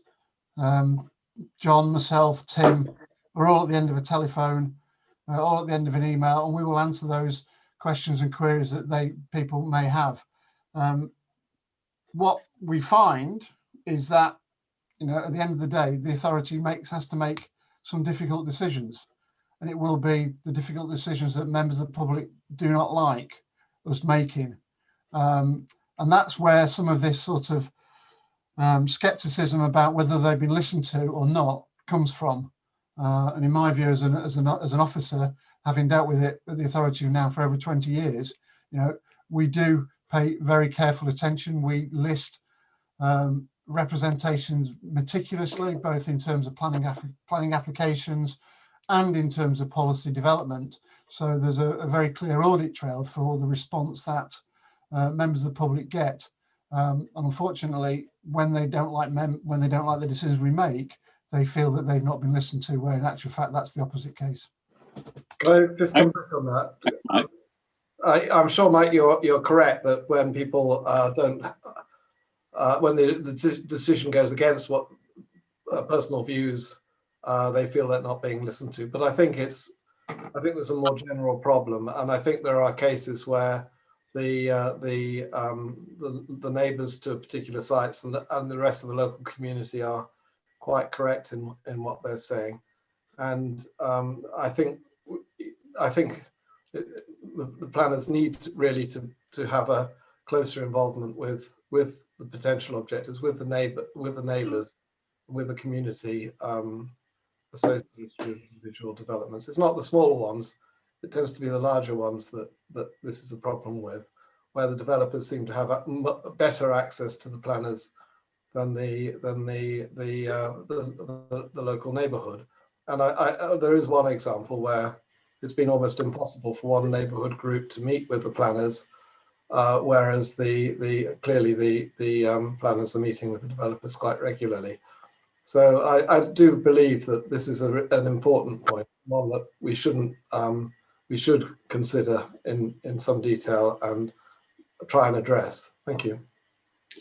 Councillor Slyke. Yeah, can Paul Wilson just come in? He did indicate to me that he wanted to just respond to that point. Yeah, sorry. Yeah, come in, Paul. I want to come back as well, please, Chair. Thank you, Councillor Purdy. Chair,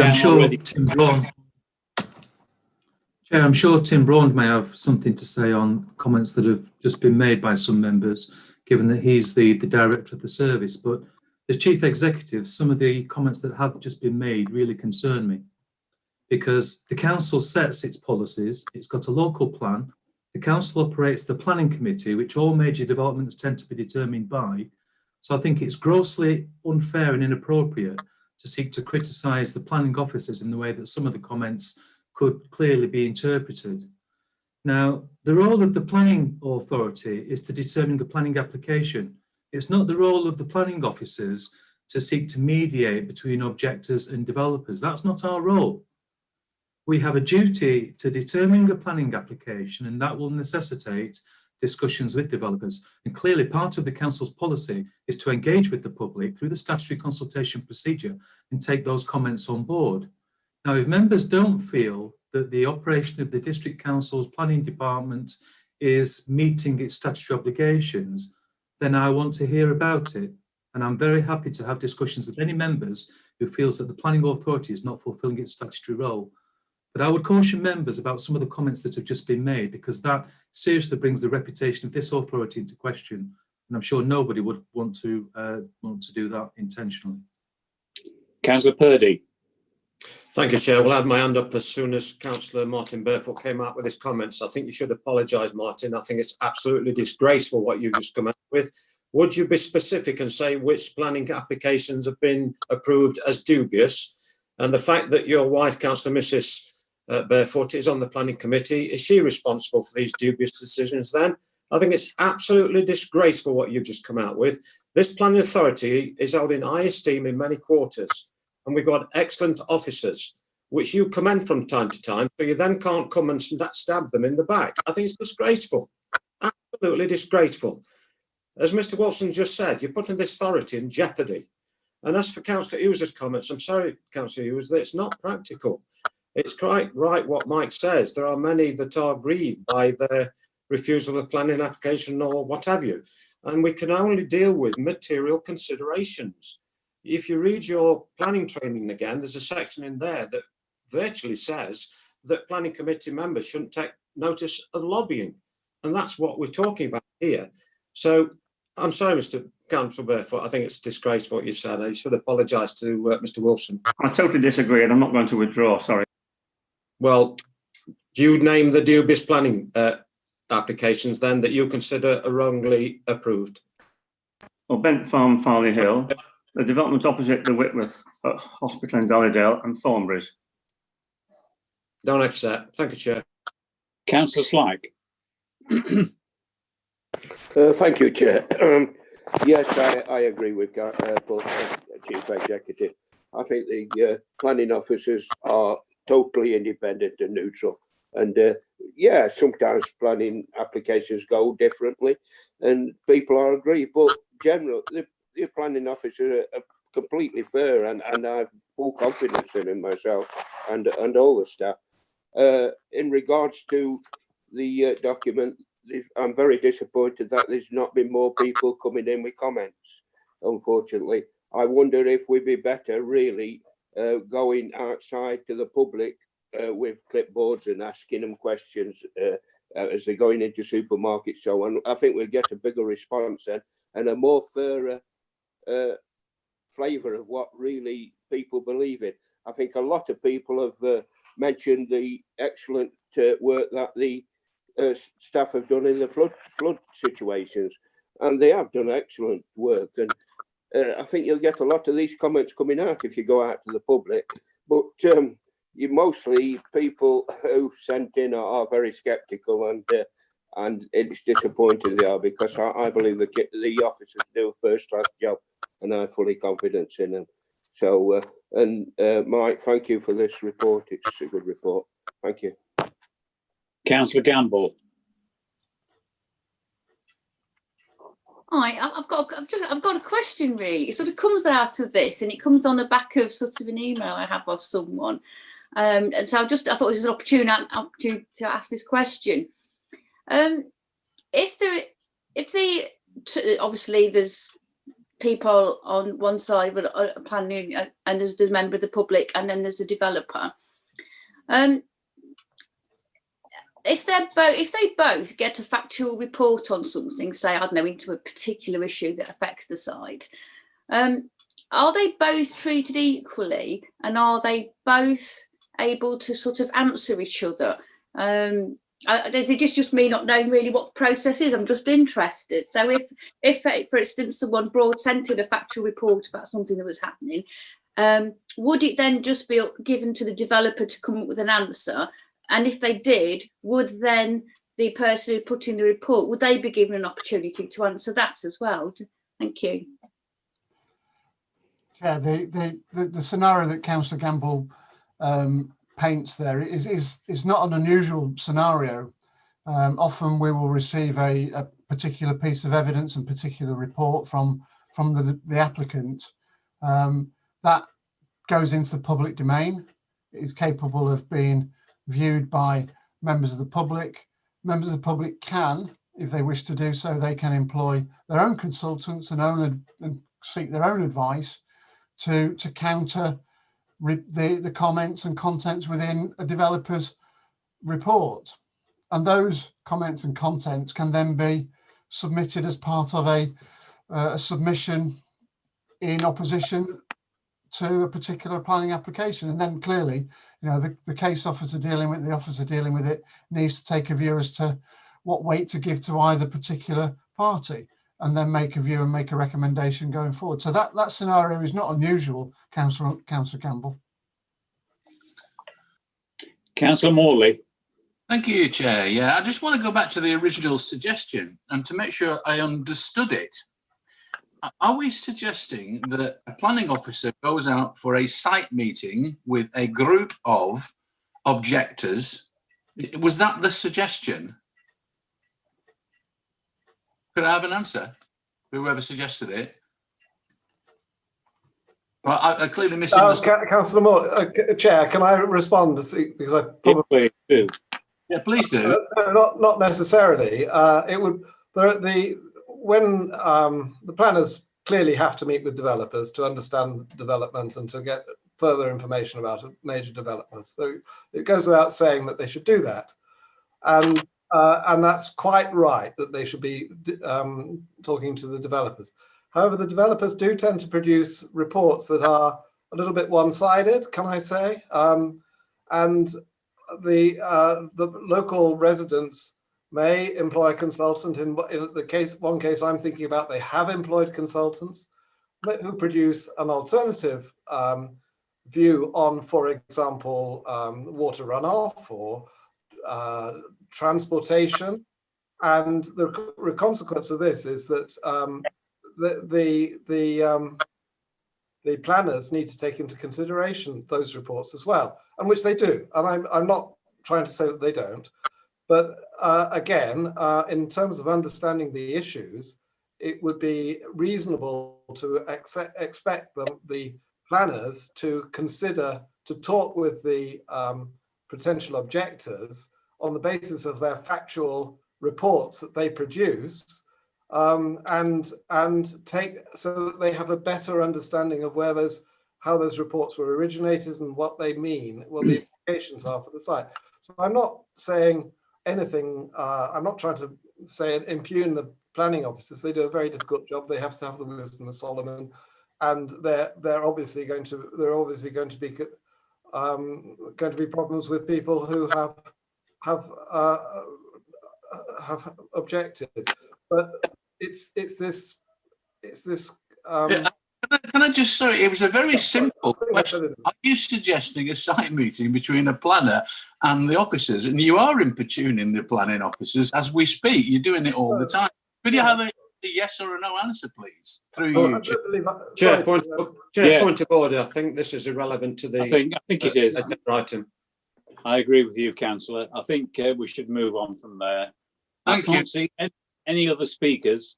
Can I speak again as mover of the motion, please, Councillor? Yes, please. Finesse? Councillor. I just want to say I'm so totally disappointed at once again the lack of respect for the officers of this organisation who work so hard. Yes, planning is a very contentious subject, and as we've seen by the comments, if things don't go your way or you don't feel, then you feel you have a grievance. But our officers and our planning process has the highest possible integrity. And I really hope that everyone and our members will work together with our officers and remember this. Thank you. Yeah, thank you, Councillor. Councillor O'Brien, are you wishing to speak again? Yeah, can I just try and take a little bit of heat out of this situation? I have a lot of experience as a professional planner and also in dealing with public consultation.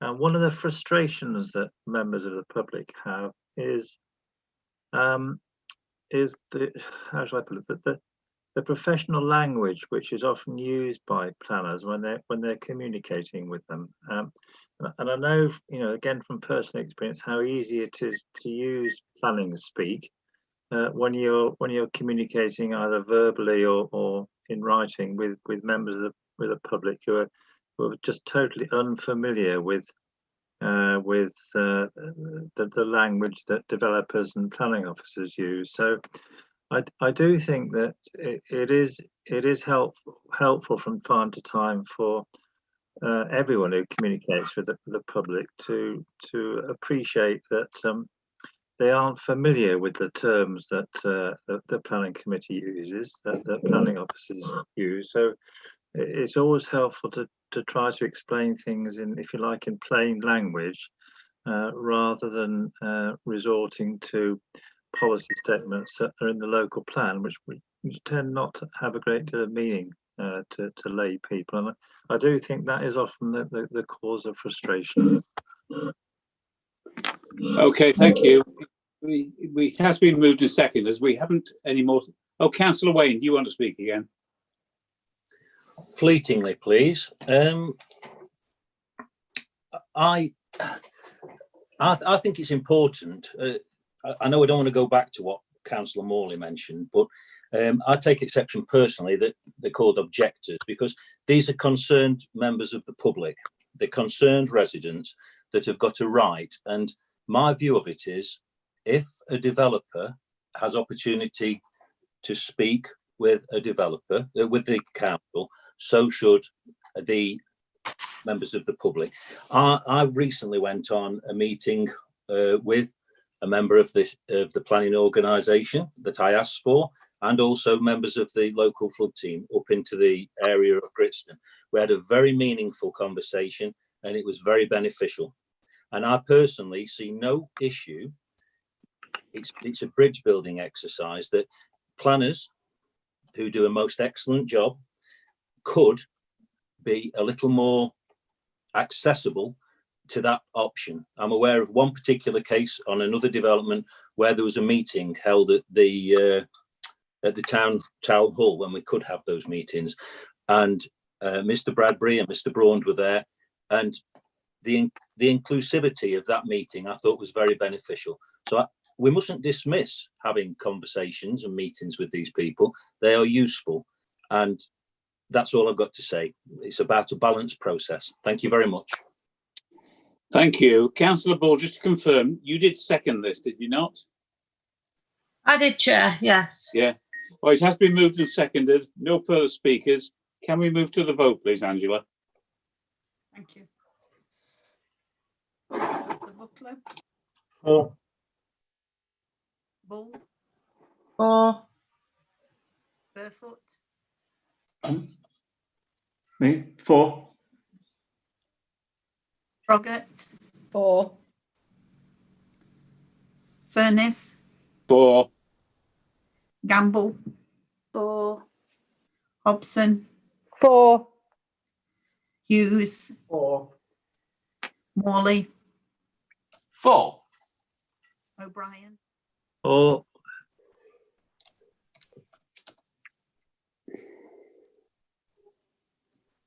If you're shouting Purdy, Angela, I can't hear you, but 4. Councillor Purdy, Ratcliffe, 4. Slack, 4. Statham, 4. Sutton, He's left. He's gone. Wayne, 4. and Wakeman. 4. That's unanimous. Yeah, thank you, Angela. Item 9 is electric points for ice cream vans. Dave, would you like to talk us through that, please? Yes, thank you, Chair. Firstly, I'd like to bring to members' attention a couple of formatting errors due to late amendments to the report. And that is that recommendation 4 refers to the table showing the timeline in paragraph 2.6, not 2.5. And 2.5, which relates to the sites where electric points will be installed in the first year. To clarify, these are the areas referred to in recommendation 1. The report itself follows the Council's commitment towards a climate change emergency. The report outlines the aim to reduce carbon emissions from idling ice cream vehicles, which operate on District Council land, by installing electric points at each of the locations that we've mentioned in the report. The main purpose of the report is a request for the £35,000 to be added to the revenue budget, split over the next 2 financial years. The intentions are to have all sites set up with electric provisions by the end of August 2023, which would be halfway through the next set of contract. The ice cream van contracts are of high value to the council, so the install of these points is relatively low per site. For clarification, these are not EV charging points that you see in car parks for electric vehicles. These are electric power points for the ice cream vans to operate their refrigerators, freezers, and machinery inside the vans, so they're not linked to electric vehicle charging points in car parks. The project itself involves myself, community development colleagues and the car park colleagues, and Vicky Hatfield is on this meeting with me. We're happy to take any questions through you, Chair. Councillor Hughes. Thank you, Chair. This is a great idea. Thank you very much for bringing it forward to Council. In Matlock Town Council, we were thinking about asking the District Council to do exactly this in Hall-Lees Park, to get rid of the pollution that happens during the summer months when there are ice cream vans available. So, Chair, would I be able to move this at this stage? Yes, no problem. Yeah, okay. Thank you very much. I would ask, I do have a question as well, and that is, presumably the power output from these points is not sufficient for fairground equipment. Would it at some later stage be possible to consider the level of power required for that, or is that just going to be too great? Thank you. Thank you, Chair.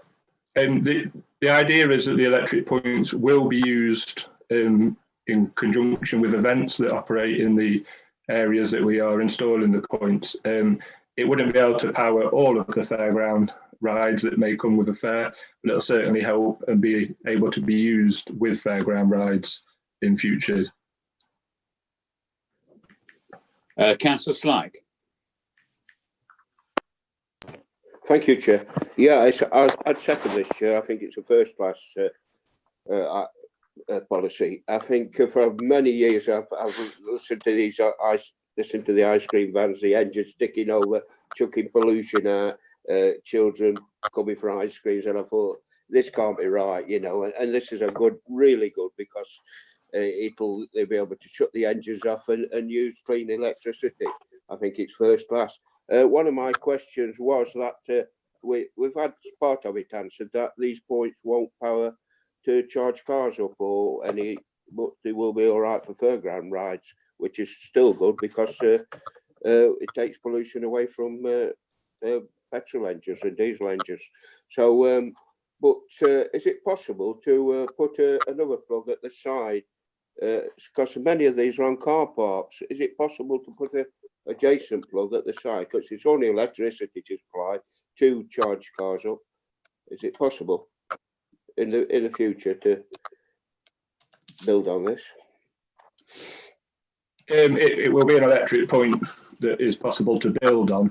The EV charging points, for example, would probably, they could feed off this in the future, but they would have to be their own charging point that's put in. Oh yeah, yeah. But it does add some infrastructure into car parks and parks to add to in the future.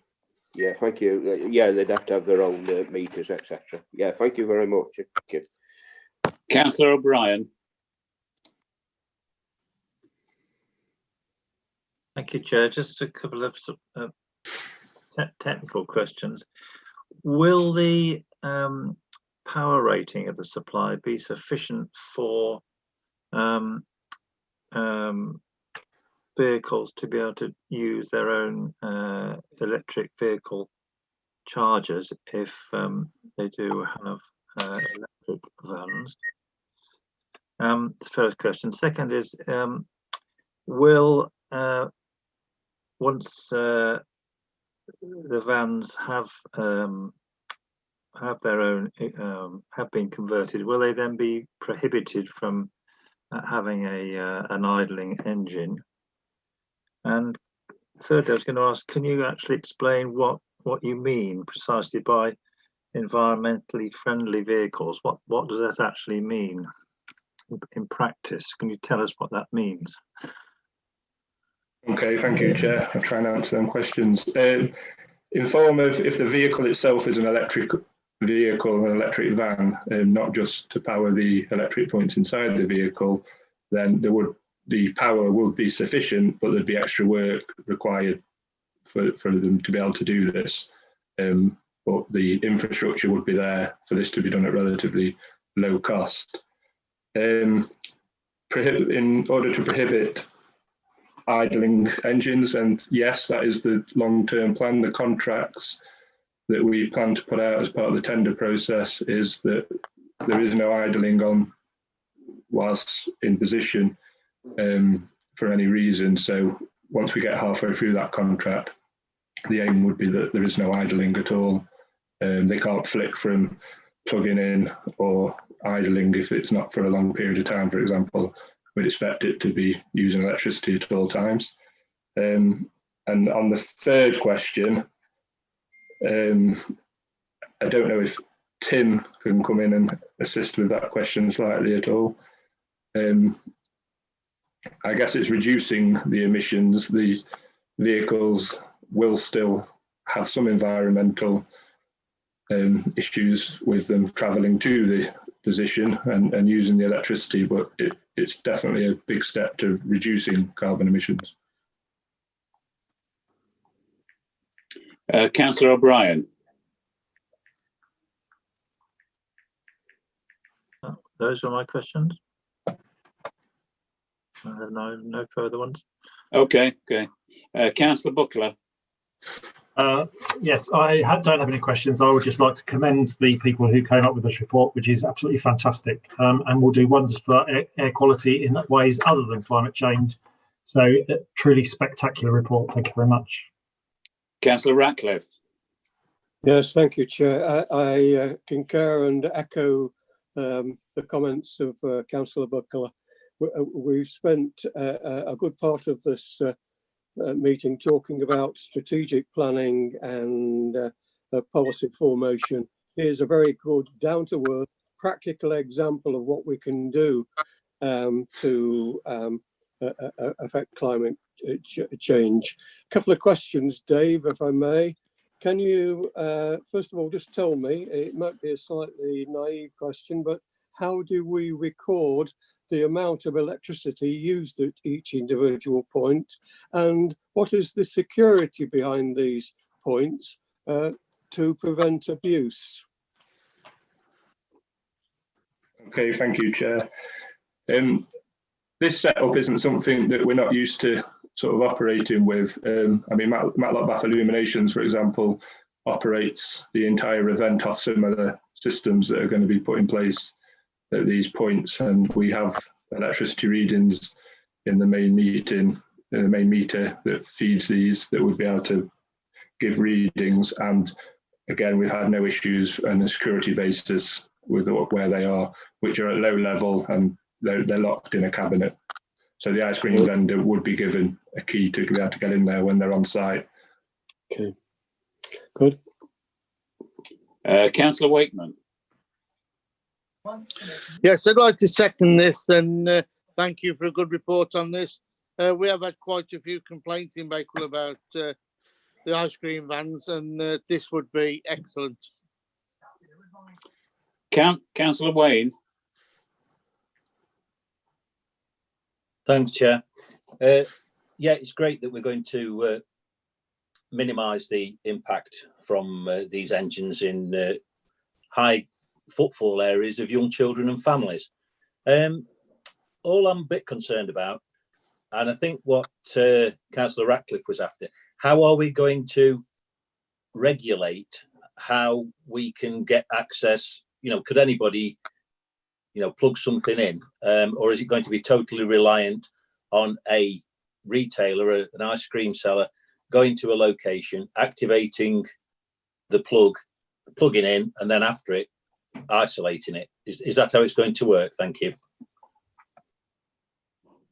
Thank you, Chair. There is an element of responsibility for the ice cream vendor. They would be, they're given access to the electric points. When they pull up, say at Hawley's Park, they would have to use a key or a code, probably be a key, to get into the electric point, plug in safely. Obviously, that's all covered under their contract. Liabilities are all checked, risk assessments, and then they would, at the end of their sort of day, they would be responsible for locking it back up. But again, as mentioned before, we have similar setups at the illuminations and other events similar to Clock Tower that's already in place at Hawley's Park as well, where we rely on partners to lock the facilities up. Thanks very much. Councillor Gamble, you had your hand up and it went down again. Do you wish to speak? I was going to ask a question about whether it could be used for EV points, but that was answered. But so in that case, can I just reiterate? Actually, fully enough, I have actually known for a while this was going to happen because I had someone who asked a question about it who will be delighted. So well done all. Anyway, for bringing it forward. Thank you. Nobody else wants to speak. It has been moved and seconded. Can we go to the vote, please, Angela?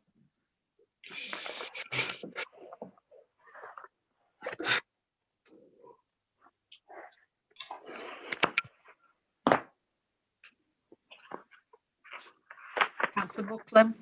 4. Councillor Bull. 4. Barefoot. 4. Froggatt. 4. Furness. 4. Gamble. 4. Hobson. 4. Hughes. 4. Morley. 4. Brian. 4. Birdie. 4.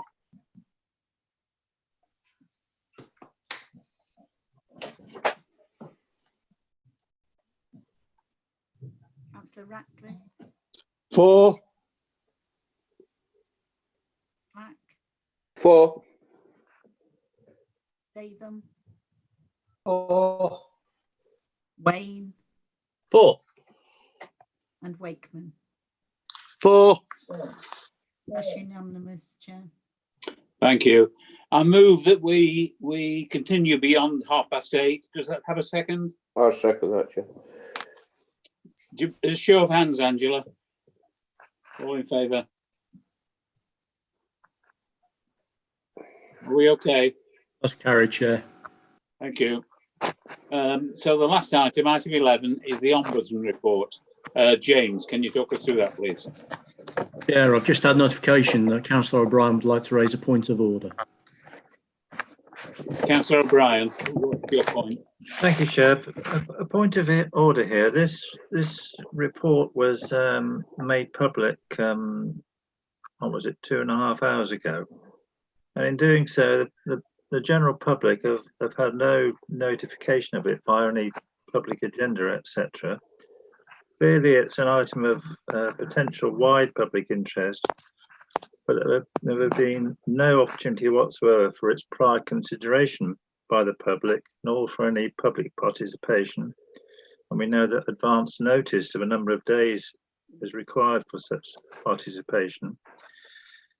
And in particular, 5 days notice to the public of an item to be included on a public agenda is required by the Council's Constitution. In this context, can I ask, is it appropriate for the Commission to consider this item at this time? James, would you like to take that? Thank you, Chair. Yeah, I'm happy to answer that point of order. It is a valid point of order, Chair, to ask that question. As members of the committee will know from the correspondence I sent out earlier, I've been in correspondence with the complainant to get assurance from them that they're satisfied for this matter to be considered publicly. The complaint, which we will discuss if we consider the report, relates to a matter that has been ongoing and is still, in the view of the complainant, not entirely resolved. And whilst we, as an authority, have a position on it, I've been corresponding with that complainant to try and establish what it is that we need to do. So that is the reason why it was considered exempt, and the Constitution, gives authority to relevant officers to determine the exemption of committee papers. At the time, I felt it did warrant exemption on a number of grounds, principally in terms of paras 1 and 2 of Schedule 12A of the Local Government Act 1972, which relates to information about an individual or information that would likely enable the identity of an individual to become known in the public arena. So it was on that basis that I originally posted the report as being exempt. However, having had that conversation with the complainant, I'm now satisfied, Chair, that the matter should be public. Taking Councillor O'Brien's point around giving 5 days notice, there was 5 days notice on the agenda of the report. However, I do accept that the report was not publicly available to view. I think if, and I'm probably going to be asked to give a view on it, so I'll offer it now rather than waiting for a question. In terms of whether the committee should consider the report, my view is that it should do, given that we have a number of recommendations from the Ombudsman in respect of the individual complainant that require you as a committee to make a decision. So I think on balance, it would be more appropriate to proceed with consideration of the report, and we will present the report in full, so anybody that's watching is aware. The complainant and others who were party to the complaint are aware that the matter is on the agenda this evening, and will be watching, I have no doubt. So I think interested parties in respect of this matter can and have had the opportunity to speak to me prior to this evening's meeting. They've not wished for any representations to be made, but clearly there's further work that will be ongoing after members consider this report either this evening or on another occasion. But my recommendation, Chair, would be that that the committee does consider this, and in relation to a point of order, just to return to constitutional stuff, it is for you, Chair, to rule on the matter as to whether it should go ahead. The committee report is available on the website now, so we can direct members of the public who want to see the report to www.derbyshiredales.gov.uk, and if you search for the committee section and search for Community Environment Committee for today's date, you will find the report there. Thank you, Chair. Yes, thank you, James. I feel safe to go with your recommendation, so we will discuss it at this meeting. Thank you. Councillor Hughes, do you want to speak again? I hadn't intended to speak on this particular matter. I was going to speak on item number 10, but that's been withdrawn. So okay, I hadn't intended to speak on this at this stage. But I'm grateful to Mr. McLaughlin for the revision to the to making this public. I think it is a matter of importance to the community more generally, to the public more generally, and I think that the outcome will be very favourable to this council. I think the transparency that results from airing problems that we have in public will lead to ultimately to greater confidence in the council, which we can all we all hope that will happen. Thank you very much. Yeah, thank you, Councillor. Councillor Hobson. I'm happy to move this report. I'm happy that it's heard this evening. Without going through all the report, I think you look at the learning points, and if we learn from this for the good of this council, we can move on with that. Thank you. Councillor Gamble. Hi, I'll ask some questions, although... Chair, can I just interject? I've not actually had the opportunity to introduce the report. It might be helpful, given the report's not been publicly available for long, for me to do that in some detail. So if you don't mind, I'll do that, and then if we can go to questions afterwards. Yes, I cut you short there. Please don't worry, Chair. Talk us through it. It's late. It's been a long day. Don't worry. Okay. So, members, this report has been presented to you this evening, following a Ombudsman decision notice in respect of a complaint that it has received from a resident in the district. The matter relates to a planning enforcement matter where the complainant had indicated that they were a nearby resident to a site that had received planning permission for a development more than a decade ago. It was a development that was approved by the planning inspector, Secretary of State planning inspector, after this council had refused permission for it, but construction work did not start on site until several years later. The approved application included conditions intended to protect the public from the impact of construction works and problems caused by noise, dust and construction traffic. The complainant stated that soon after the construction began, they and others had issues of complaints about breaches of the construction management conditions. In September 2019, officers determined not to progress with the prosecution case against the developer following the service of a breach of condition notice, applying the evidential and public interest tests the Crime Prosecution Service used when deciding whether to proceed with cases when put before them by the police. At that time, construction activities was being overseen by a representative of the landowner, and it was considered that they would have been able to demonstrate that they'd taken reasonable steps to ensure compliance with conditions. The Ombudsman, having investigated the complaint that the council failed to comply with its enforcement policy, made the following findings. Planning authorities should act without undue delay when they investigate and decide allegations of breaches of planning controls. This is necessary to protect the public, the usefulness of evidence that is gathered, and to maintain faith in the public planning system. The importance of prompt action cannot be understated, and it is worth remembering the words of the legal maxim, justice delayed is justice denied. The Council's planning enforcement guidance and service standards set clear time targets for dealing with complaints, but many months after information was provided, the Council's enforcement file remained open and the case undecided. Complainants, this is still the Ombudsman's findings. Complainants are expected to cooperate with reasonable requests by Council enforcement officers, but they are not expected to be responsible to ensure the effective organisation and presentation of the evidence the authority needs to send its cases to court. That is the job of the planning authority, and it must satisfy itself whether there is a breach of control and it has enough evidence to satisfy a court.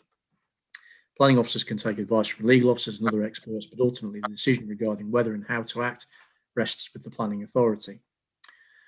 The information that was needed to answer the questions posed by the council solicitor should be in the council's enforcement records in the view of the Ombudsman. Alternatively, the complainant had indicated that they would be prepared to be interviewed by an officer remotely by video call, given the restrictions in place last year, and answer any questions that they may have had. The Ombudsman found that the council should and could have made its decision sooner, and its failure to do so is fault. Because of the delay, it is possible that the evidence gathered was no longer useful or relevant or useful. It was also likely that the complainants and other residents were caused inconvenience and harm to their amenity for longer than was necessary. Having made that finding, the Ombudsman made the following recommendations to the council: that it should apologise to the complainant for its failure to act without undue delay, that the complainant should be paid £250 for the disappointment, frustration and inconvenience caused by the delay, that the council should pay the complainant £150 for his time and trouble in bringing the complaint to the Ombudsman's attention. The council should make a decision on what planning enforcement action was now justified and to take any action it decides was necessary without further undue delay, and to keep the complainant informed of its progress in line with its published planning enforcement charter and service standards. As the report states, officers have accepted the findings of the Ombudsman, and that is why we bring this report and these recommendations to you this evening. Part 4 of the report sets out the learning points that we have taken from this as a council. So, as I've set out, the essence of the complaint arises from the absence of pace in dealing with the concerns raised by the complainant, which then prompted that referral to the Ombudsman. There is a recognition from the services concerned, that being the planning service and also legal services, that they've been slow to respond to issues, and the provisions of the planning enforcement procedure and service standards have now been reinforced with relevant teams and officers.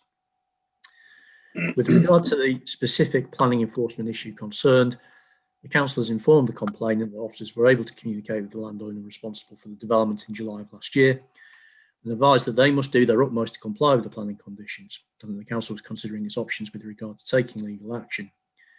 The representative of the landowner advised that they had resumed their presence on site from late spring, summer 2020 following the lockdown. They were in regular contact with residents and were doing what they could to minimise disturbance to residents and ensure that planning conditions were being complied with. Having reflected on the stage that the development has reached and the council's local convention on when it would be appropriate to take legal action, we have now determined that with the development approaching completion, it would not be in the public interest to proceed with enforcement prosecution. Having spoken with the complainant this week, there are a number of residual issues and concerns that he has, but he's satisfied with the actions proposed from the Ombudsman that the council has accepted and will do so by confirmation by your vote this evening, hopefully, that we can proceed in resolving these issues to his satisfaction. And I've committed to remaining in communication with him to ensure that things do get picked up as and when he has an issue. So on that basis, Chairman, the recommendations are set out before you. I've gone through them in detail. Myself and Tim Braun will be happy to answer any questions that members have. Thank you. Yeah, thank you very much, James. Councillor Gamble. Hi, thanks for the report. Can I just ask then, first of all, I mean, how long from the first complaint did it take to get to actually to the ombudsman? And why did the council come to the conclusion there was no action to take? Do we take from the ombudsman decision that the ombudsman thought that there was action that the council could take on this noise? And then the other question, can I just ask, going onwards, how long will it be before this development is actually finalised?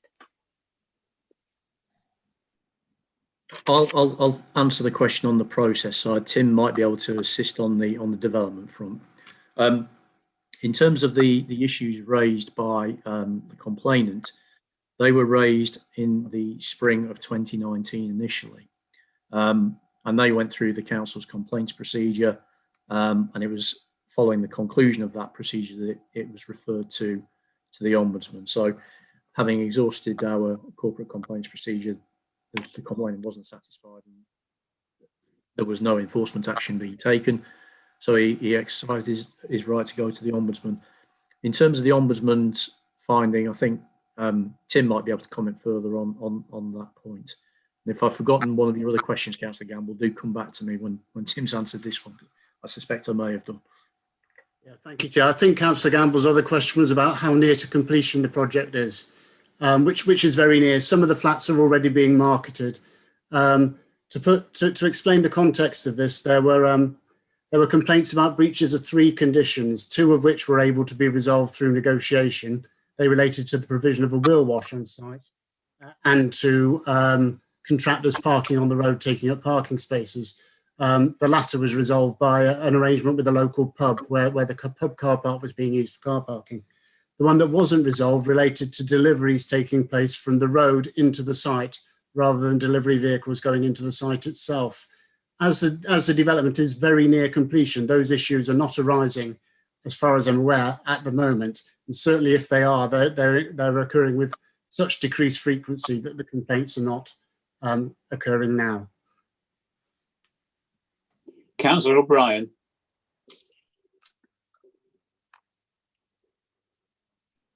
Thank you, Chair. I mean, notwithstanding what I said just now, I too welcome the fact that this is being debated in public this evening now. Got 2 questions. Can you confirm that the council did in fact carry out the remedies and report progress within 6 weeks of the publication of the Ombudsman's report? That was the 25th of September. And if so, are copies of the correspondence with the LGO confirming that publicly available? My first question. Second question, given that the complaint is essentially about, to use the Ombudsman's word, unreasonable delay by the council, and given that the Ombudsman issued the decision on the 25th of September 2020, why is that the first thing that members officially know about this is on the 10th of February 2021? And why are we being asked to endorse the recommendations after 18 weeks when the local government ombudsman asked that the council agrees them within 6 weeks? Thank you, Councillor O'Brien. I can take the blame for this one because it's partly down to my ignorance in respect to the process for ombudsman complaints at this authority. I had not realised, having worked in other authorities, where nothing like this would ever come to a committee seeking member authority to make a payment and issue an apology. I thought it was something we could get on with. So unfortunately, it was my ignorance on that point that led to the delay. And we have corresponded with the Ombudsman and confirmed the actions that we're taking. They're aware that the complainant has received correspondence from us apologising. They're aware that after this evening's meeting, we'll be making arrangements to make compensation should you approve the recommendations. So the Ombudsman is aware of the issue, and I've been in direct correspondence with the relevant manager at the LGO to oversee that process. But ultimately, that came down to a failure on my part to appreciate that this needed to come to a committee for sign off. It's not something I'm used to having to do, so my apologies for that. Could I thank you for your honesty for that? Councillor Purdy. Thank you, Chair. I think the mark of a good authority and a good individual is honesty. And we are quick to commend our officers, but we're also quick to say that if we've made a mistake, we accept the Ombudsman's findings, and it's quite right that an apology should be given and lessons learned. So I'm happy to move the recommendations, Chair. I think hopefully it will come to a settled conclusion, and I'm sure officers will work hard to help the incumbent in this place. So I can't remember when we last actually dealt with a slap on the wrist from the Ombudsman. I'm not trying to weaken the case here, but I think things do need to be put into perspective. So happy to move the recommendations, Chair. It has been moved, Councillor, so would you like to second? Yeah, fine, thank you. Councillor Bull. Yes, thank you, Chair. Well, I, like the others, are pleased this has come out into the open to show that we are responding, albeit slowly, due to different reasons. Fair enough. And we have had a slap on the wrist, like Councillor Purdy said. But I would just like to say, I know you put in about learnings and the likes, but this is some of the situations as regards planning applications being given, outline planning applications and the likes, and a lot of conditions put on, and then they don't start. Now, I was always thought when these positions were given, they had to start within 3 years, and this is something that started 10 years after the agreement. And I think that is something we need to be really pinning down on straight away, and I hope that that will be the case following on from this, so that we do make sure that what we have passed is set off and we've agreed it, and it is started within the 3-year term that has been put down on the planning. I don't think then we get to this situation. Thank you.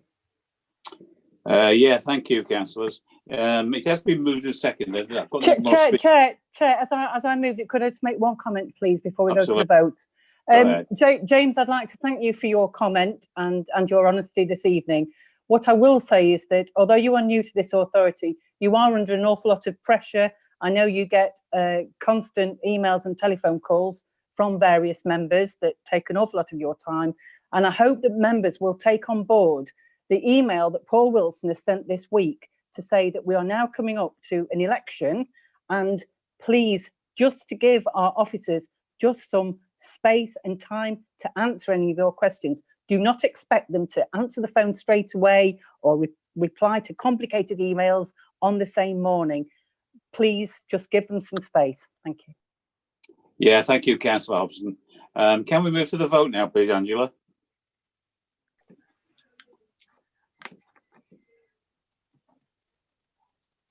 Book Club.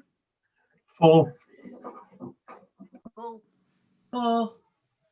Burfoot. 4. Froggatt. 4. Furness. 4. Gamble. 4. Hobson. 4. Hughes. 4. Morley. 4. O'Brien. 4. 4. Ratcliffe. Councillor Ratcliffe.